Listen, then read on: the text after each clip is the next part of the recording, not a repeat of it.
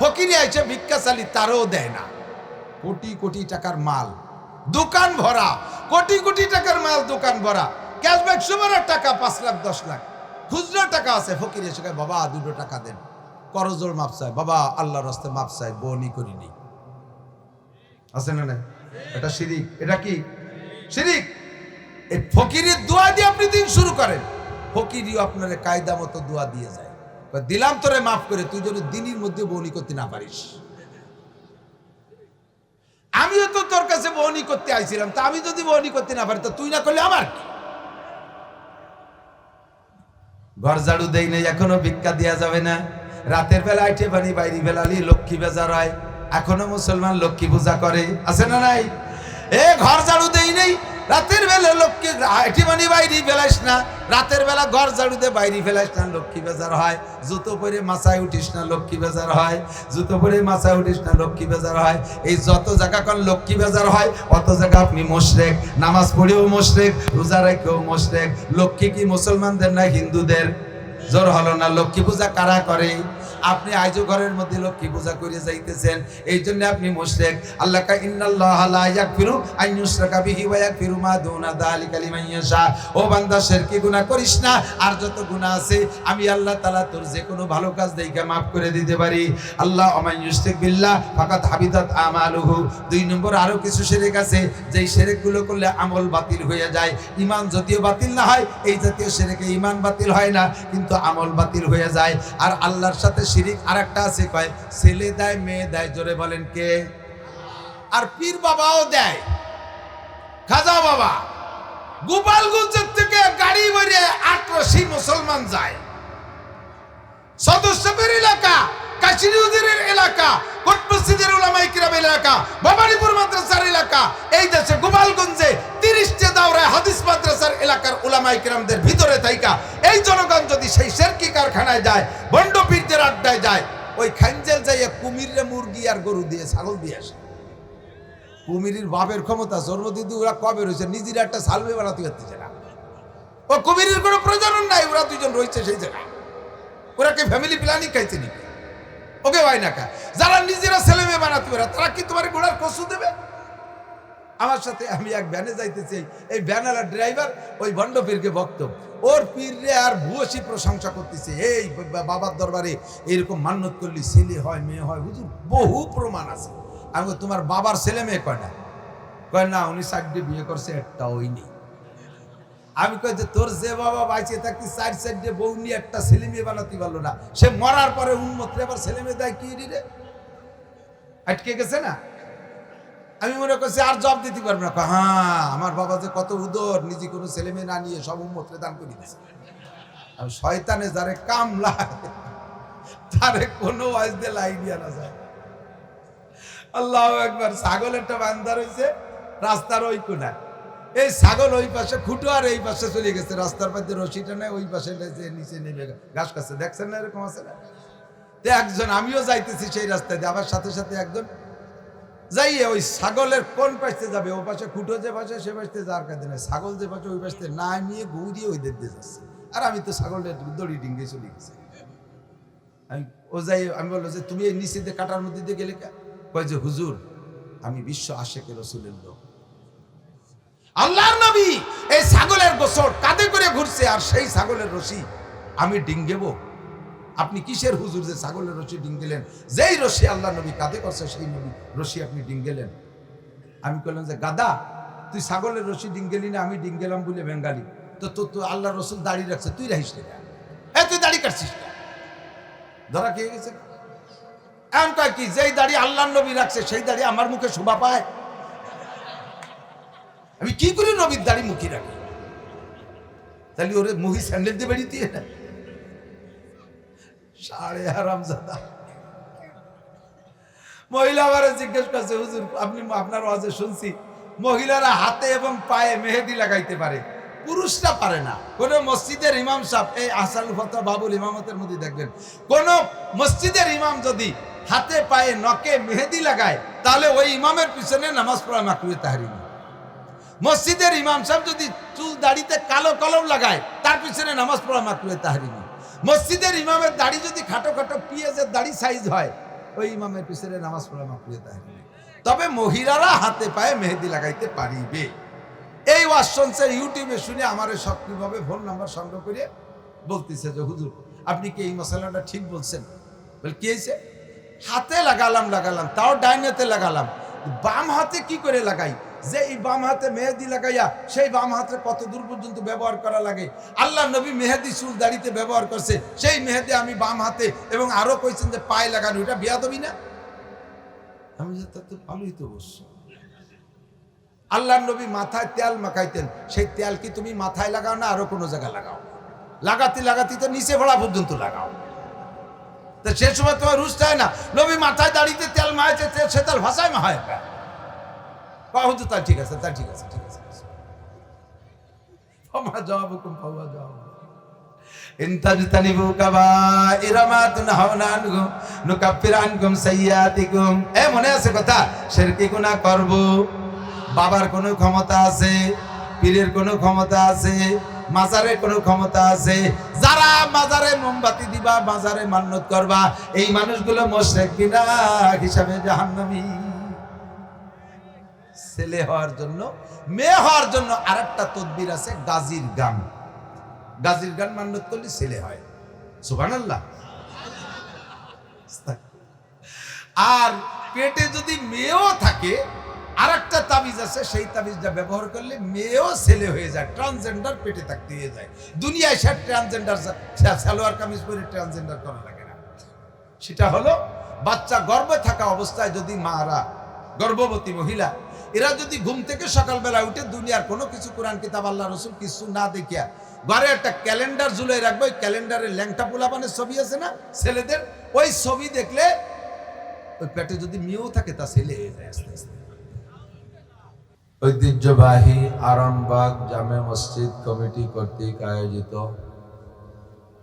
বাৎসরিক নুরানি কুরআনী মাহফিলের সম্মানিত সভাপতি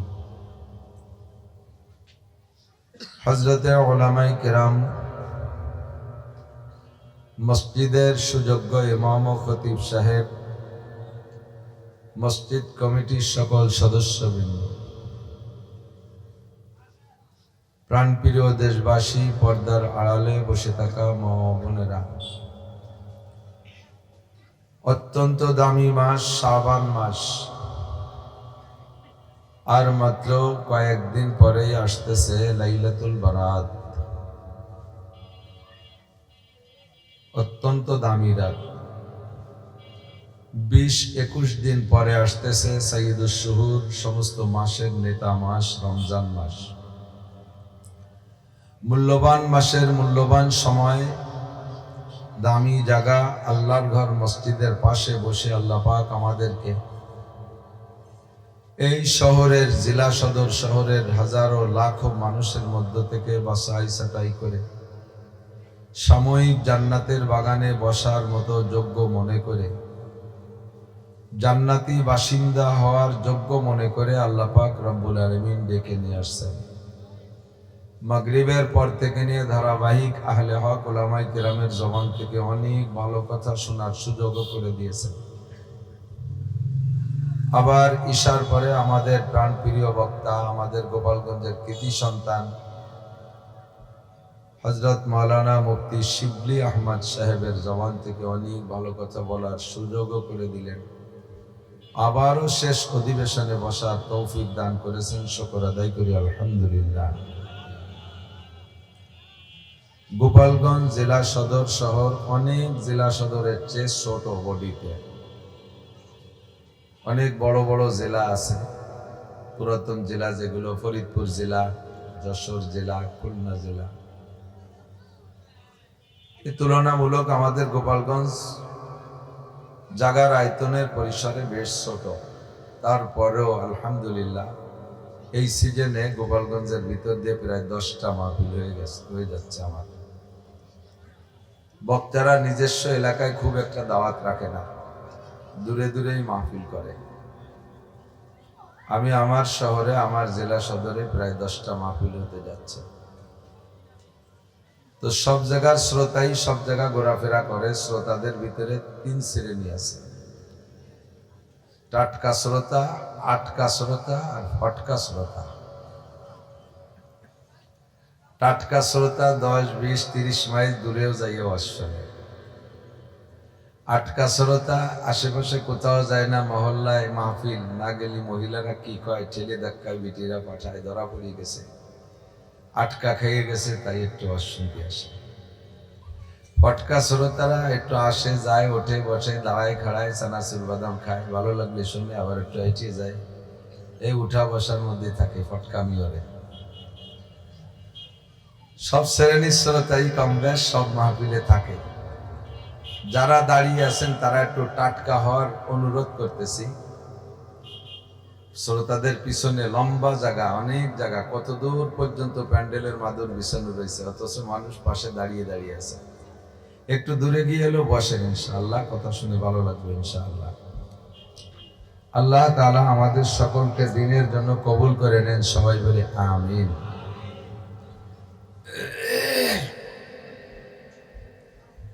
কোরআন হাদিসের আলোচনায় আমাদের ওয়াজ মাহফিলের আলোচ্য বিষয়। আমাদের মৌজু আরবিতে বলে সিলেবাস বা মৌজু কোরআন এবং হাদিস। আল্লাহ পাক রব্বুল আলামিন নিজেই বলেন ওয়াযাক্কির বিল কোরআন, তুমি কোরআন দিয়ে বয়ান করো। মান ইয়াখাফু ওয়াঈদ, এবং বয়ান করো কাদেরকে, যারা ভয় দিলে ভয় পায় তাদেরকে ভয় দাও। তো বয়ানের আমাদের পাঠ্যপুস্তক হলো কোরআন, এবং কোরআন বুঝানোর জন্য নবী আলাইহিস সালাতু ওয়াস সালামের অসংখ্য হাদিস। যারাই যা বয়ান করি বক্তারা মাঠে ময়দানে সর্ব জায়গায়, এ বয়ানের মূল বিষয় দুইটা, আমর বিল মারুফ নাহি আনিল মুনকার, সৎ কাজের আদেশ, অসৎ কাজের নিষেধ। মেলা কি পিছনে খুব কথা হচ্ছে, পিছনে এত কাছে কথা হইলে কথা বলা যায় না। যারা দাঁড়িয়ে আছেন একটু বসলে ভালো লাগে, দাঁড়িয়ে থাকা এটা পরিবেশ ভালো লাগে না। হুজুর আলাইহিস সালাতু ওয়াস সালাম বয়ান করতেছেন মসজিদে নববীতে, সাহাবায়ে কিরাম সামনে বসা, পাশ দিয়ে বেশ কিছু দাঁড়ানো। তো কের বসা কের দাঁড়ানো এটা হুজুরের বিরক্ত লাগতেছে। হুজুর বললেন ইজলিসু আলা মাকানিকুম, যে যেখানে আসো বসে পড়ো। বলার সাথে সাথে যারা যেখানে দাঁড়িয়েছিলেন সবাই বসে গেলেন। বয়ান শেষ করে হুজুর মসজিদ থেকে বেরোইছেন, বেরোয় দেখে মসজিদের বাহিরে একটা লোক রুমাল মুড়ি দিয়া বসা। হুজুর কাছে যে বলতেছেন আসসালামু আলাইকুম মান আনতা ইয়া সাহেব, মুরব্বী আপনি কে? মাথার রুমাল সরাইয়া সালামের উত্তর দিয়ে বলতেছেন ওয়ালাইকুম সালাম ইয়া রাসূলুল্লাহ, আনা আম্মুকা আব্বাস। হুজুর আমি আপনার চাচা আব্বাস বসে আছি। হুজুর বললেন চাচা যান, আপনি জানেন আমি মসজিদে বয়ান করতেছি, আপনি বাইরে বসে আছেন কেন? হযরত আব্বাস বললেন ভাতিজা, তোমার বয়ান শোনার জন্য আমি ঘর থেকে বেরিয়ে আসছি। আসতে আসতে যখন এ পর্যন্ত আসছি তখন তোমার একটা বয়ান আমার কানে চলে আসছে। তোমার বয়ান শুনবো তো মানবো এবং আমল করবো, এজন্যই এ পর্যন্ত আসলে যে বয়ানটা কানে আসছে ওই বয়ানটার আমল করতে যাই আমি এখানে বসে পড়ছি। কি বলছিলাম চাচা যান? তুমি বলেছো যে যেখানে আসো বসে পড়ো, তখন আমি এখানে ছিলাম। হেঁটে আসতে আসতে এ পর্যন্ত আসছি, হেঁটে আসতে আসতে এ পর্যন্ত আসছি, আর এর মধ্যে তুমি বললে যে যে যেখানে আসো বসে পড়ো। তখন আমি বললাম আব্বাস, নবীর রস শুনবা তো আমল করার জন্য, তো যে ওয়াজটা কানে এসছে ওইটার আমল আপাতত হয়ে যাক, এজন্য আমি সঙ্গে সঙ্গে বসে পড়ছি, আর এক কদমও সামনে বাড়ি নেই। কন্যা সুবহানাল্লাহ। তা আমাকে আমি বললাম যে আর এক কদমও বাড়া ঠিক হবে না, নবী বসতে বলছে, আর এক সেকেন্ডও দাঁড়ায় থাকা ঠিক হবে না, তাই বসে পড়ছি। হুজুর আলাইহিস সালাতু ওয়াস সালাম বুকের সাথে জড়িয়ে ধরে বললেন মান তাশাব্বাহা বিকওমিন ফাহুয়া মিনহুম, যার সাথে যার মিল হবে তার সাথে তার হাসর হবে। আমার চাচাদান আব্বাস জান্নাতি। যারা আব্বাসের এই আমলের মতো আমল করবে, আমলের সাথে মিল করবে, মোমেন যদি হয়, ইমানদার যদি হয়, তাহলে আমার আব্বাসের সাথে জান্নাতি হবে। যারা দাঁড়িয়ে আছেন তারা যদি হযরত আব্বাস রাদিয়াল্লাহু তাআলা আনহুর সাথে জান্নাতি হওয়া পছন্দ করেন, তাহলে পিছে জায়গা আছে, গিয়ে একটু বসে পড়েন। আর বসতে বললে বসতো না যারা, আবু জাহেল, আবু লাহাব, উতবা, সাইবা, ওলীদ ইবনে মুগিরা, আন্তর্জাতিক খ্যাতি সম্পন্ন কাফের, একে বসতে বললেও বসতো না। তো যদি তাদের সাথেও আর নিয়ে থাকে তাহলে দাঁড়ায় থাকে। আবার অনেকে আছে দাঁড়ায় দাঁড়ায় বাসন্তী পছন্দ করে, বসতে ভালো লাগে না। যদি জোর করে এই কায়দা বায়দারে বসতে কয়, তাহলে কয় চল যাই, হবে না শোনা। কেন্নর মতো, কেন্ন চেনেন না? ওই লম্বা লম্বা বোকা, ধীরে ধীরে হাঁটে, ওর গতি মতো হাঁটতেই থাকে। ওরে যদি একটু ঠেলা দেন যে আর একটু জোরে হাঁটো, গুছাই কুড়ায় পড়ে, একটু হাঁটবো না, পারলি হাঁটা।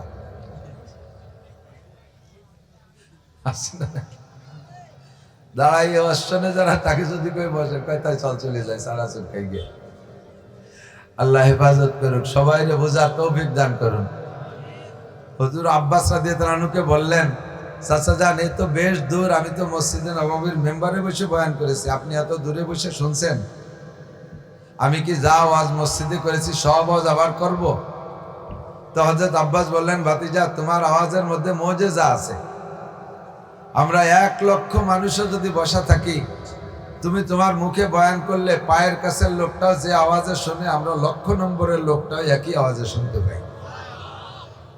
স্বয়ং আব্বাস রাদিয়াল্লাহু তাআলা আনহুর মুখের আওয়াজ, সাহাবাদের যাদের আওয়াজে জোর ছিল, তার ভিতরে সেকেন্ড ছিলেন হযরত আব্বাস।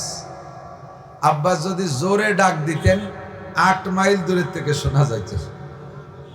আছে বাংলাদেশে এমন কোন মাইক কি পয়দা হয়েছে? এ মাইকটা অনেক ভালো, তারপরও 8 মাইল না, 4 মাইলও না, 2 মাইলও না, 1 মাইল দূরত্বেই বোঝা যায় না। 8 মাইল দূর হিসাব করতেন কিভাবে? হযরত আব্বাস রাদিয়াল্লাহু আনহুর একটা খেজুর বাগান ছিল দূরে। ওই খেজুর বাগানের মালিক যে ছিল গোলাম, খাবারে রক্ত হলে উনি বাড়ির থেকে তারে ডাক দিতেন, আর সে 8 মাইল দূরিতে শুনে এসে খেয়ে যাচ্ছে।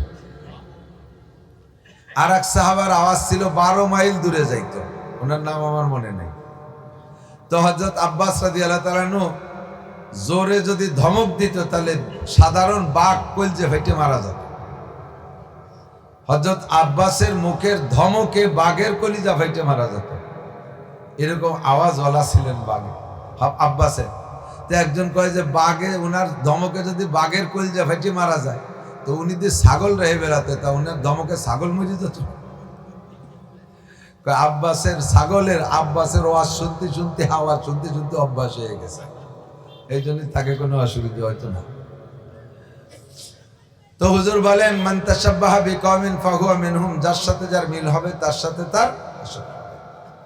আল্লাহ পাক রব্বুল আলামিন আমাদের সকলকে সাহাবায়ে কিরামদের সাথে আমলে আখলাকে মিল করে জান্নাতি হওয়ার তৌফিক দান করে, বলেন আমিন। আর মাত্র অল্প কয়েকদিন পরে আসতেছে শাবান মাসের লাইলাতুল বারাত। আল্লাহ পাক আমাদের লাইলাতুল বারাতে আমাদের সকলের তকদির, ভাগ্য বিগত বছরের চাইতে আগামী বছরে আরো উন্নত করে দিক, সবাই বলে আমিন। ইসলামী শরিয়াত 2 ভাগে বিভক্ত, খুব খেয়াল করতে হবে। 2 ভাগে বিভক্ত, আমর বিল মারুফ, নাহি আনিল মুনকার, সৎ কাজের আদেশ আর অসৎ কাজের। এই দুইটাই পুরো 30 পারা কোরআন শরীফ। নবী আলাইহিস সালাতু ওয়াস সালামের যত হাদিস আছে, সব হাদিসও এই 2 ভাগে বিভক্ত, সৎ কাজের আদেশ আর অসৎ কাজের নিষেধ। নবী আলাইহিস সালাতু ওয়াস সালাম একদিন সাহাবায়ে কিরামদেরকে সামনে করে নিয়ে এভাবে বয়ান করতেছেন। বয়ানের ভিতরে হুজুর একটু ওসিয়াতমূলক একটা হাদিস শোনানোর জন্য ইচ্ছা করলেন। হুজুর বললেন, এ আমার সাহাবায়ে কিরাম, মাইয়াকুযু মিন্নি খামসাকে সালিন ফায়ামালু বিহিন, মনে রাখবেন, তোমাদের মধ্যে কে আছো, আমি 5টা কথা বলবো, এই 5টা কথা নিজে নিয়ে যাবা, নিজে আমল করবা। আও ইউআল্লিমু মাইয়ামালু বিহিন্না, অথবা যারা আমলের প্রতি লোভী, আমল করতে চায়, আমলের প্রতি শায়েক জায়েক আগ্রহী, এরকম মানুষদেরকে শিখাই দিবা, তারা এই 5টা কথার পর আমল করবে। এক তো নিজে আমল করবা, আর একটা হলো আর একজনকে শিখাই দিবা, সেও আমল করবে। যত মানুষকে তুমি শিখাইবা, আদ-দাল্লু ইলাল খায়রি কাফাইলিহি, তুমি যত মানুষকে শিখাইবা ওই মানুষ আরো মানুষকে শিখাইবে। কিয়ামত পর্যন্ত ধারাবাহিকভাবে যত মানুষ এই 5টা কথার পর আমল করবে, সর্বপ্রথম যেই লোকটা আমার থেকে 5টা কথা নিয়ে সাপ্লাই দিবে, সমস্ত মানুষের আমল সমপরিমাণ নেকি প্রথম লোকটার আমল নামায় জমা হবে। মাইয়া খুযু মিন্নি খামসা খিসালিন ফায়ামালু বিহিন, নিজে আমল করবা, আও ইয়াল্লিমু মাইয়া আমালু বিহিন্না, অথবা যারা আমল করতে চায় তাদেরকে শিখাইয়া দিবা। আমিও আপনাদেরকে নবী আলাইহিস সালাতু ওয়াস সালামের মতো, নবী যেমন সাহাবায়ে কিরামদের উপরে প্রস্তাব রেখেছেন, এখন তো নবী আসবে না আর সাহাবায়ে কিরামও আসবে না। আল উলামা ওয়ারাসাতুল আম্বিয়া ওয়া আনতুম ওয়ারাসাতুস সাহাবা, উলামায়ে কিরাম নবীদের ওয়ারিস, আর আপনারা মাঠে ময়দানে শ্রোতারা সাহাবায়ে কিরামদের ওয়ারিস। নবীরাও জান্নাতি, সাহাবায়ে কিরাম জান্নাতি, কাজেই ধরে নেই দোস্ত, নবীদের ওয়ারিস যারা তারাও জান্নাতি, সাহাবায়ে কিরামদের ওয়ারিস আপনারা যারা, ইনশাআল্লাহ আপনারাও জান্নাতি। নবী আলাইহিস সালাম যেমন সাহাবায়ে কিরামদেরকে ওসিয়াত করলেন, আমিও আপনাদেরকে ওসিয়াত করি, চাই স্টলে বৈশা দুনিয়ার আজেবাজে দরবার বাদ দিয়া 2-4টে ভালো কথার আলোচনা করেন। চার দোকানে বৈশা এই 5টা কথা একটু মুজাকারা করবেন। আজকে রাত্রে আমি 5টা কথা শিখেছি, আমিও আমল করব। ভাই এ জায়গা দুনিয়ার রাজনীতি বাদ দাও, চলে গেছে নির্বাচন একটা, সেটার রাজনীতি শেষ, সামনে আসতেছে আর একটা, এটাও সামনে, এই নিয়ে সব জায়গা দড়ি দরবার। আমাদের নেত্রীরে উঠাই, বিরোধী দলীয় নেত্রীরে মাটির তলে ডাবায়, এরশাদ সাহেবরে কয়বরেতে উঠায় পানিশমেন্ট দেয়, এমন করে বিভিন্ন প্রকার পচা রাজনীতির দরবার বাদ দিয়া এই 5টা কথা 4 দোকানে আলোচনা করা যাবে তো ইনশাআল্লাহ। বাড়ি যে আলোচনা 4 দোকানে না করেন, বাড়ি বসে আলোচনা করবেন। কালকে ইনশাআল্লাহ অফিসে যারা যাবেন, অফিসে যে অফিসের সাথীদের কাছে 5টা কথা আলোচনা করবেন, আপনারও ইয়াদ থাকবে, মনে থাকবে, নিজেও আমলের প্রতি উৎসাহিত হবেন। যখন নবী পাক এই প্রস্তাব রাখলেন, সাহাবায়ে কিরামদের ভিতরে সকলেই তো আগ্রহী আমল করার জন্য, কিন্তু সর্বক্ষেত্রে হযরত আবু হুরায়রা, নবী পাক মদিনায় যাওয়ার পরে মুসলমান হয়েছে আবু হুরায়রা মক্কি সাহাবী না, আবু হুরায়রা মাদানী সাহাবী, মদিনায় যাওয়ার পরে ইসলাম গ্রহণ করেছেন। অল্প দিন পেয়েছেন নবী পাককে, কিন্তু অল্প দিনের ভিতরে তার ভিতরে আগ্রহ বেশি থাকার কারণে অনেক সাহাবার চাইতে বেশি হাদিস সংগ্রহ করেছেন। 2জন সাহাবী, পুরুষের মধ্যে আবু হুরায়রা, নারীদের মধ্যে সিদ্দিকা আয়েশা, এই 2জন নবী পাককে পেয়েছেন টাইম কম। আয়েশা মাত্র পাইছেন 9 বছর। কয় বছর? টোটাল হায়াতের 18 বছরের 9 বছর নবী আলাইহিস সালামের ঘরে স্ত্রী হিসেবে ছিলেন। বয়স যখন 18, আয়েশা তখন বিধবা হয়ে গেছে, যে বয়সটা আমাদের বাংলাদেশের নারীদের বিবাহর বয়সই হয় না, ঠিক না? বাংলাদেশের সংবিধান কি? 20তে বুড়ি নয়, 20-এর আগে বিয়ে নয়।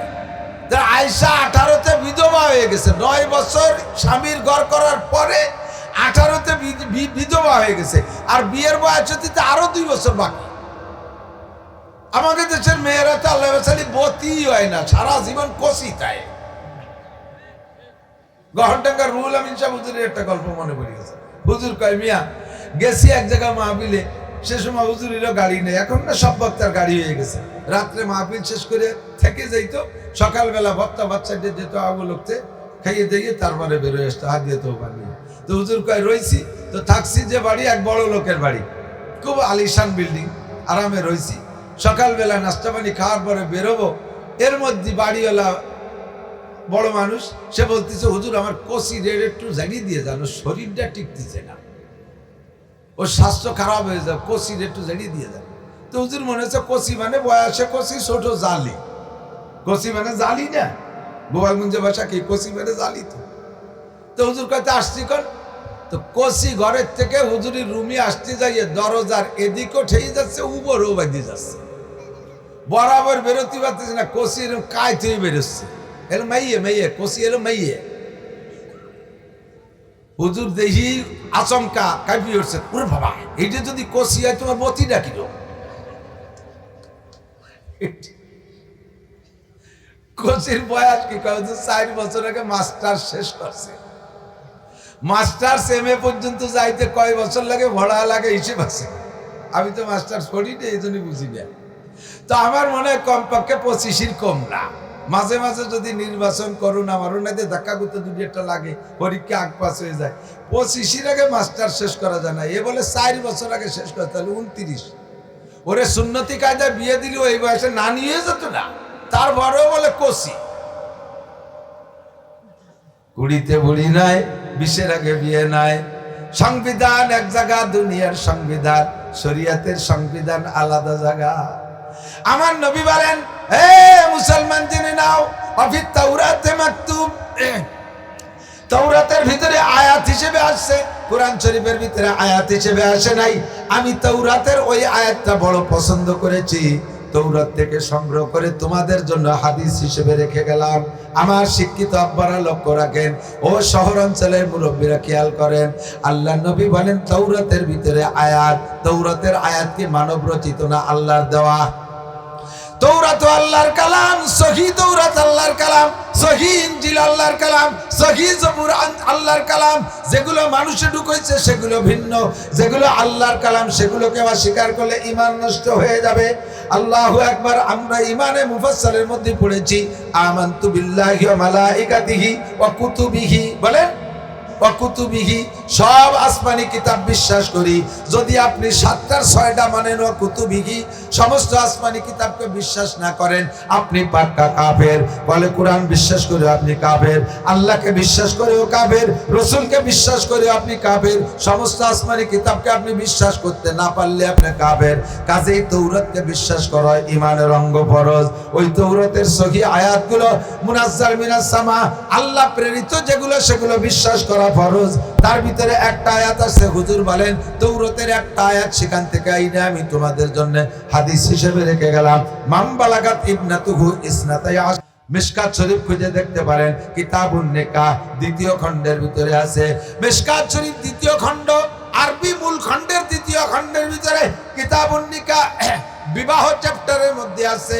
আল্লাহর নবী বলেন মান বালাগাত ইবনাতুহু ইসনাতাই আশারাতা সানাতান, যদি কোনো আব্বার মেয়ের বয়স, যে আব্বার মেয়ের বয়স 12 বছর অতিক্রম করলো, 12 বছর পার হইয়া 12 থেকে 13তে গেলে 90% মেয়েরা সাবালিকায় পদার্পণ করে। এই 12 পার হয়ে যখন 13তে পদার্পণ করলো, আব্বাই যদি এই মেয়েকে বিয়ে না দেয়, বিয়ে দেওয়ার চেষ্টা না চালায়, আর জীবন ভরে তারে কষি রাখে, মাস্টার পাশের পরে, এরপরে বিসিএস পাস করায়, এরপরে আরো লেখাপড়া করাইয়া ডক্টর, ডাক্তার, ইঞ্জিনিয়ার বানাইয়া তারে বতী বানাইয়া ফেলে, জীবন ভরে বাপের কাছে মায়ের কাছে সন্তান কচি থাকে, এই বয়স পর্যন্ত তাকে পাইলে বসে রাখছে, তারে বিয়ে দেয় না। বা আসাবাত ইসমান, আর এই মেয়েটা তার যৌন ক্ষুধা মেটানোর জন্য অন্যায় পথ বেছে নিয়েছে, বিবাহের অভাবে সে অন্যায় পথ বেছে নিয়েছে। আল্লাহ নবী বলেন ফা ইসমুহা আলা আবিহে, সেই মেয়েটা জীবনে যত গুনাহ করবে বিবাহের আগ পর্যন্ত সব গুনাহ তার আব্বার আমলনামায় জমা হবে। কুড়িতে বুড়ি নয়, বিয়ে কি বলে, কুড়িতে বুড়ি নয়, 20-এর আগে বিয়ে নয়। এইটা মানব রচিত স্লোগান। মানব রচিত স্লোগান বাদ দেন। সারে দুনিয়া হো মুকালে ফির না কোই নুকসান है, सारे दुनिया हो मुकाले फिर न कोई नुकसान है। खूब नहीं कुछ गम नहीं जब रहमत रहमान है, खूब नहीं कुछ गम नहीं जब रहमत रहमान है। কে কি বললো দেখার বিষয় না, শোনার বিষয় না। আমার আল্লাহ কি বললেন, রাসূল কি বললেন, ওইটাই আমার দেখার বিষয়। সিদ্দিকা আয়েশা রাদিয়াল্লাহু তাআলা আনহা 18 বছর বয়সে বিধবা হয়েছেন। 9 বছর বয়সে আল্লাহ তাকে এমন সুঠাম বডির অধিকারী করে দিয়েছেন। 9 বছর বয়সে নবী পাকের ঘরে হুবহু স্ত্রী হিসেবে হুজুরের ঘরে অবস্থান করেছে। হযরত নবী পাক সাল্লাল্লাহু আলাইহি ওয়াসাল্লাম সাহাবায়ে কিরামদেরকে নিয়ে বসে একদিন নিজের অভিব্যক্তি ব্যক্ত করতেছেন। এই দুনিয়া, এটা ভালো, ওটা ভালো, সেটা ভালো, মক্কা ভালো, মদিনা ভালো, আমেরিকা ভালো, চীন ভালো, জাপান ভালো, রাশিয়া ভালো, দালান ভালো, কোটা ভালো, গাড়ি ভালো, বাড়ি ভালো, সব ভালোর মধ্যে তোমাকে এক একজনের এক একটা ভালো লাগে।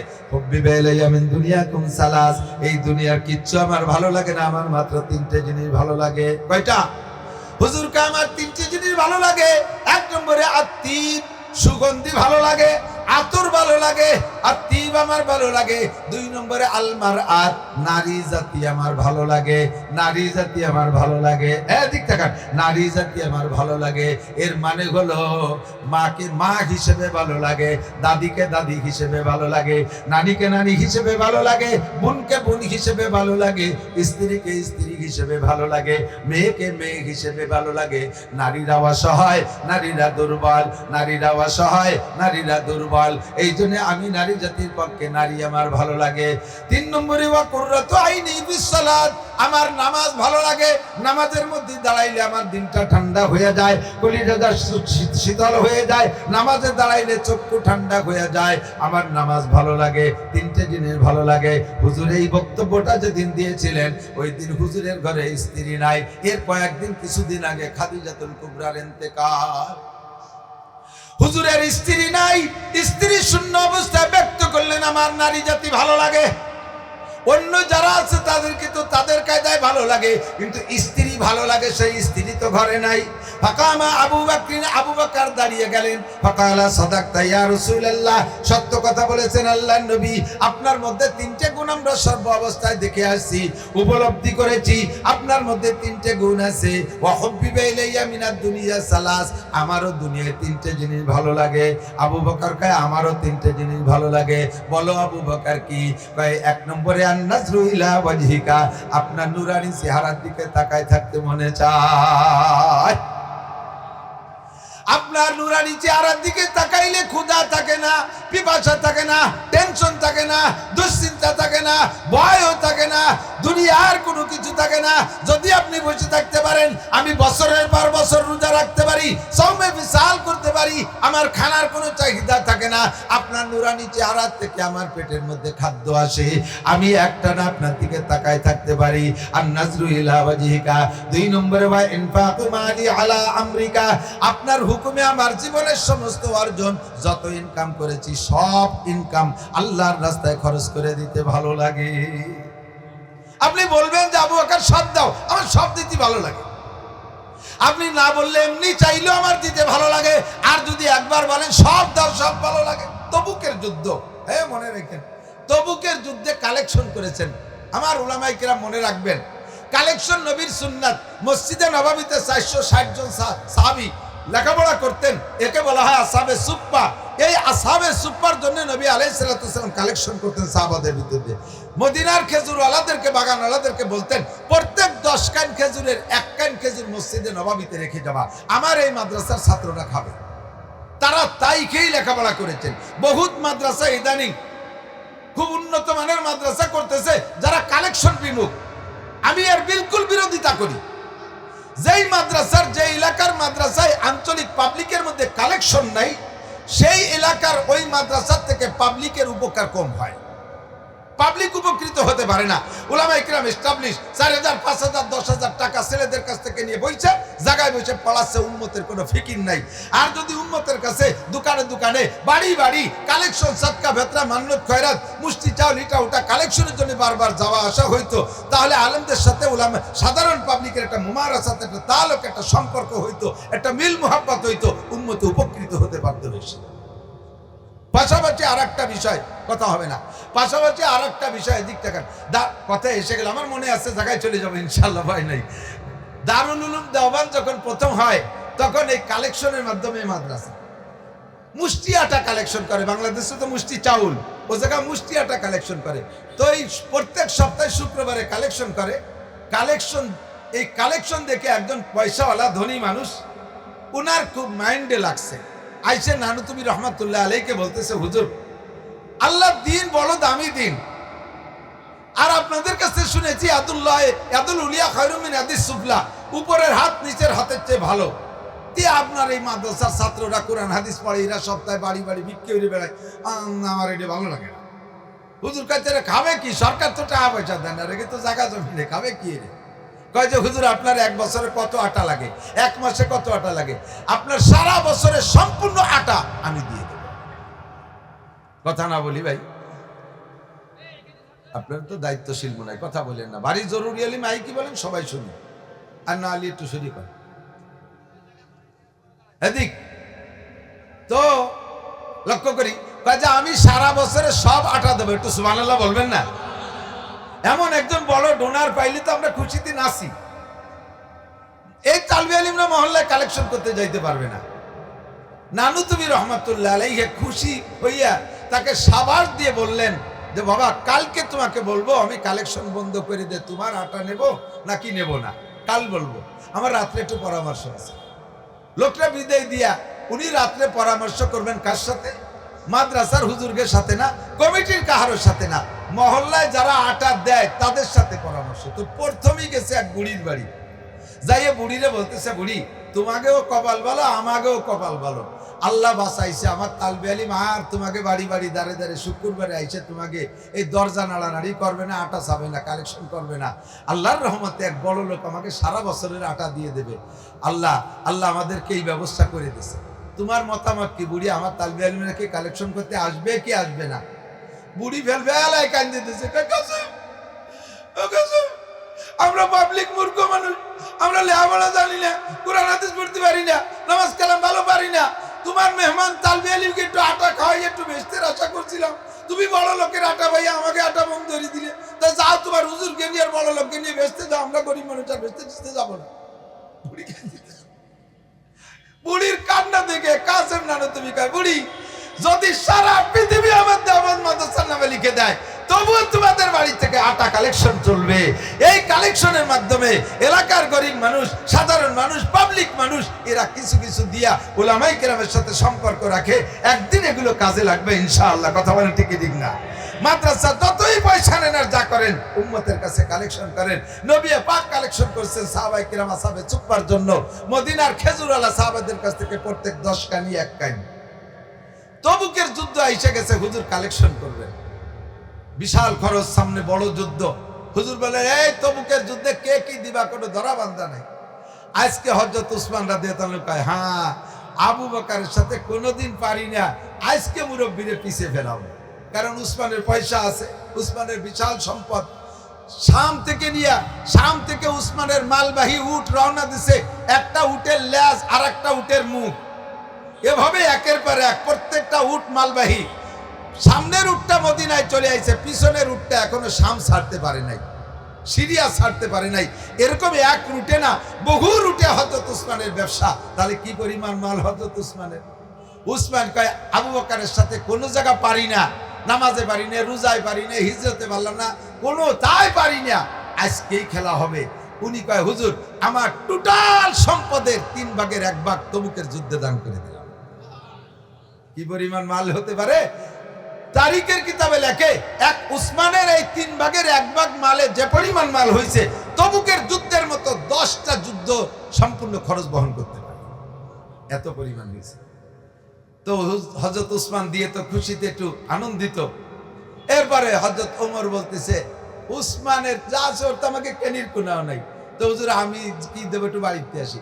হযরত আবু ওমর বাড়ি যাইয়া পুরো যা আছে সম্পূর্ণ মাল ভাগ করিয়া অর্ধেক নিয়ে আইছে। 2 বাপ বেটার লুঙ্গি দিয়ে বান্ধা 2 টুল্লা, 2 বাপ বেটার মাথার 2 টুল্লা হয়েছে। আইনে খুলিয়ে দিয়েছে, দেখে যে সব জিনিসের অর্ধেক, প্লেট আছে ভাগ করা, ডিশ আছে ভাগ করা, হাড়িও আছে, চামচ আছে, 10 মাইলও নিয়ে আইছে। 10 মাইল ছিলেন তো হাড়ি অর্ধেক দিয়ে দিয়েছে হযরত ওমর। এবার হযরত আবু বকর কা হুজুর আমি বাড়িতে আসি। হযরত আবু বকর বাড়ি যাইয়া বাড়ির সবাইরে কইছে যার যার পরনের কাপড়টা পরো আর বাকি যা আছে সব খুলে লুঙ্গির মধ্যে দাও। পুরো সংসারে যা গুছাইছে তাতে আবু বকরের 1 লুঙ্গির 1 টুল্লা হয়েছে। জি নেই চামচ খুন্তি মুন্তি যা আছে খিটুনি মিটুনি সব দিয়ে 1 টুল্লা হয়েছে। আইনি সামনে দেখে সংসারে সব নিয়েছে। হুজুরকে আবু বকরে কি করছে, বাড়ি কি আছে? হযরত আবু বকর কয় तमाम दुनिया देख के भी सब रह गए मेरे लिए, तमाम दुनिया देख के भी सब रह गए मेरे लिए, एक खुदा मेरे लिए एक मुस्तफा मेरे लिए, एक खुदा मेरे लिए एक मुस्तफा मेरे लिए। সংসারের কিচ্ছু রাখি নাই, পরনের কাপড় ছাড়া কিচ্ছু রাখি নাই, আমার সব আমি নিয়ে আসছি। বাড়ি রাখি চাইতেন কি? সব কিছু দেওয়ার পর আমার সব রয়ে গেছে, এক খোদা মেরে লিয়ে, এক মুস্তাফা মেরে লিয়ে। এই দানের কারণে যদি এক আল্লাহ আমার হয়ে যায়, মুহাম্মদুর রাসূলুল্লাহ যদি আমার হয়ে যায়, তাহলে দিন দুনিয়ার সবই আমার আছে। জোরে কন্যা সুবহানাল্লাহ। ও দোস্ত, আবু বকরের মাল এক লুঙ্গির এক টুল্লা, ওমরের মাল অর্ধেকে দুই লুঙ্গির দুই টুল্লা, আর হযরত উসমানের 3 ভাগের 1 ভাগে তবুকের যুদ্ধের মতো 10টা যুদ্ধ পরিচালনা পরিমাণ সম্পত্তি। এবার আপনারা বলেন তো সবচেয়ে বেশি দেশে কে? আবু বকর। পার্সেন্টে যান, পার্সেন্টে, এখন তো পার্সেন্টের অঙ্ক চলে, পার্সেন্টে আবু বকর 100 দিয়ে দিছে, ওমর সেকেন্ড, সে দিছে 50 অর্ধেক, আর হযরত উসমান যতই বেশি দিক 3 ভাগের 1 ভাগ, ঠিক না? হযরত আলী কয় আমি কি দেব, আমার কিছুই নাই। আলীর আর কিছু নাই। আলী কয় আমি আমারে দিয়ে দিলাম, আমি আমাকে দিয়ে দিলাম সম্পূর্ণ। 4 জনের 4 আমল, ঠিক না? 4 জনের 4 আমল। হযরত আলী রাদিয়াল্লাহু তাআলা নূর ছেলে হযরত হুসাইন রাদিয়াল্লাহু তাআলা কারবালার ময়দানে যিনি শহীদ হয়েছেন, হযরত হুসাইন কারবালার ময়দান পর্যন্ত, কারবালার ময়দান পর্যন্ত এই 4 বুজুর্গ 4টা আমলের সুন্নতের পর আমল করেছেন। ওনার একবার সম্পূর্ণ সম্পদ যা হয়েছিল ওইগুলো সব আল্লাহর রাস্তায় দান করে দিয়েছে। কয় যে আবু বকর সব দান করে দিয়েছে, আমি আবু বকরের সুন্নতের অনুসরণ কইরা আমার টোটাল ইনকাম সব আল্লাহর রাস্তায় দান করে দিলাম। আবার ইনকাম শুরু করছে, কিছুদিন যাইতে যাইতে যা ইনকাম হইছে এবার তা অর্ধেক কইরা, অর্ধেক আল্লাহর রাস্তায় দান করে আর অর্ধেক রেখে দিয়ে কয় এবার আমি হযরত ওমরের সুন্নতের পর আমল করলাম। তবুকের যুদ্ধে ওমর অর্ধেক দিয়েছিল, আমি আজকে অর্ধেক দিয়ে দিলাম। কিছুদিন যাওয়ার পরে যা ইনকাম করেছে ওইটারে 3 ভাগ কইরা, এবার 3 ভাগের 1 ভাগ আল্লাহর রাস্তায় দান করে দিয়ে কয় আমি এবার হযরত উসমানের সুন্নতের পর আমল করলাম। উনি তবুকের যুদ্ধে 3 ভাগের 1 ভাগ দিয়েছিলেন। এবার কারবালার ময়দানে যাওয়ার সময় সবাই উনারে ঠেকায়, সাথীরা সাহাবায়ে কিরাম অধিকাংশ উনারে ঠেকাইছে, যাইতে দেয় না। কয় হুজুর আপনি টিকবেন না, আপনারে মেরে ফেলবে। কয় আমি আমার আব্বার সুন্নতের পর আমলে যাইতেছি। আমার আব্বা আল্লাহর রাস্তায় নিজের জীবন দিয়েছে, আব্বার কোনো মাল ছিল না, আব্বা নিজেকে দিয়ে দিয়েছে, আমি এই কারবালার ময়দানে নিজেকে দিয়ে দিলাম। আমি 4 মুরব্বির সুন্নতের পর আমল করলাম। মান তাশাব্বাহা বিকওমিন ফাহুয়া মিনহুম, যার সাথে যার মিল হবে তার সাথে তার হাসর হবে। একটু কান্না সুবহানাল্লাহ। এ বন্ধু, হযরত আবু বকর বলেন আমার 3টে জিনিস ভালো লাগে। 1 নম্বরে আন-নজরু ইলা ওয়াজহিকা, আপনার নূরানি চেহারা দেখতে ভালো লাগে। 2 নম্বরে ওয়া ইনফাকু মালি আলা আমরিকা, আপনার হুকুমের সমস্ত মাল আল্লাহর রাস্তায় দান করে দিতে ভালো লাগে। 3 নম্বরে আইয়াকুনা বিনতি ফি বাইতিক, 3 নম্বরে ভালো লাগে আমার একটা মেয়ে যদি আপনার স্ত্রী বানায় দিতে পারতাম। আপনি যে নারী জাতি পছন্দ করেন, অন্য সব নারী যা আছে, স্ত্রী নারী আপনার ঘরে নাই, এই গ্যাপটা যদি আমার একটা কন্যা দিয়ে পূরণ করে দিতে পারতাম তাহলে আমার দিলটা ঠান্ডা হইতো। দিনের বেলা আবু বকর এই প্রস্তাব রেখেছেন, রাতের বেলা হযরত নবী পাক স্বপ্নে দেখতেছেন ফাজা জিবরাইল, জিবরিল আলাইহিস সালাম আসছে। মিশকাত শরীফের ভিতরে দেখবেন, হাদিসের সব কিতাবের মধ্যে আছে, জিবরিল আলাইহিস সালাম একটা রেশমি কাপড়ের গায়ে একটা মেয়ের ছবি আইকা, একটা মেয়ের ছবি বানাইয়া নবী পাককে দেখাইতেছেন। ইয়া রাসূলুল্লাহ তারিফু মান হাযিহি, হুজুর এই মেয়েটারে চেনেন? হুজুর বলতেছে না, চেনা চেনা তো মনে হয় সাতাকুনু বিনতে আবি বকরিন আয়েশা, আবু বকরের মেয়ে আয়েশার মতো মনে হয়। কলা সাদাক্তা, জি হুজুর আয়েশা। আজকে রাতে এতটুকু দেখা করাইয়া চলে গেছে, আর কথা বলাই নাই। দ্বিতীয় রাত্রে আবার দেখাইছে, তৃতীয় রাত্রে আবার দেখাইছে, কন্যা সুবহানাল্লাহ। তৃতীয় রাত্রে দেখানোর পরে এবার হযরত জিবরিল আলাইহিস সালাম নিজেই রায়বাড়ি করতেছেন, ঘটকালি করতেছেন। ইয়া রাসূলুল্লাহ তুহিব্বুহা, হুজুর মেয়েটারে কি পছন্দ হয়? হুজুর বললেন ওয়ালা নাম, পছন্দ তো হয়, ওয়ালাকিন্নাহা সুগরা, বয়স তো কম, মাত্র 6 বছর।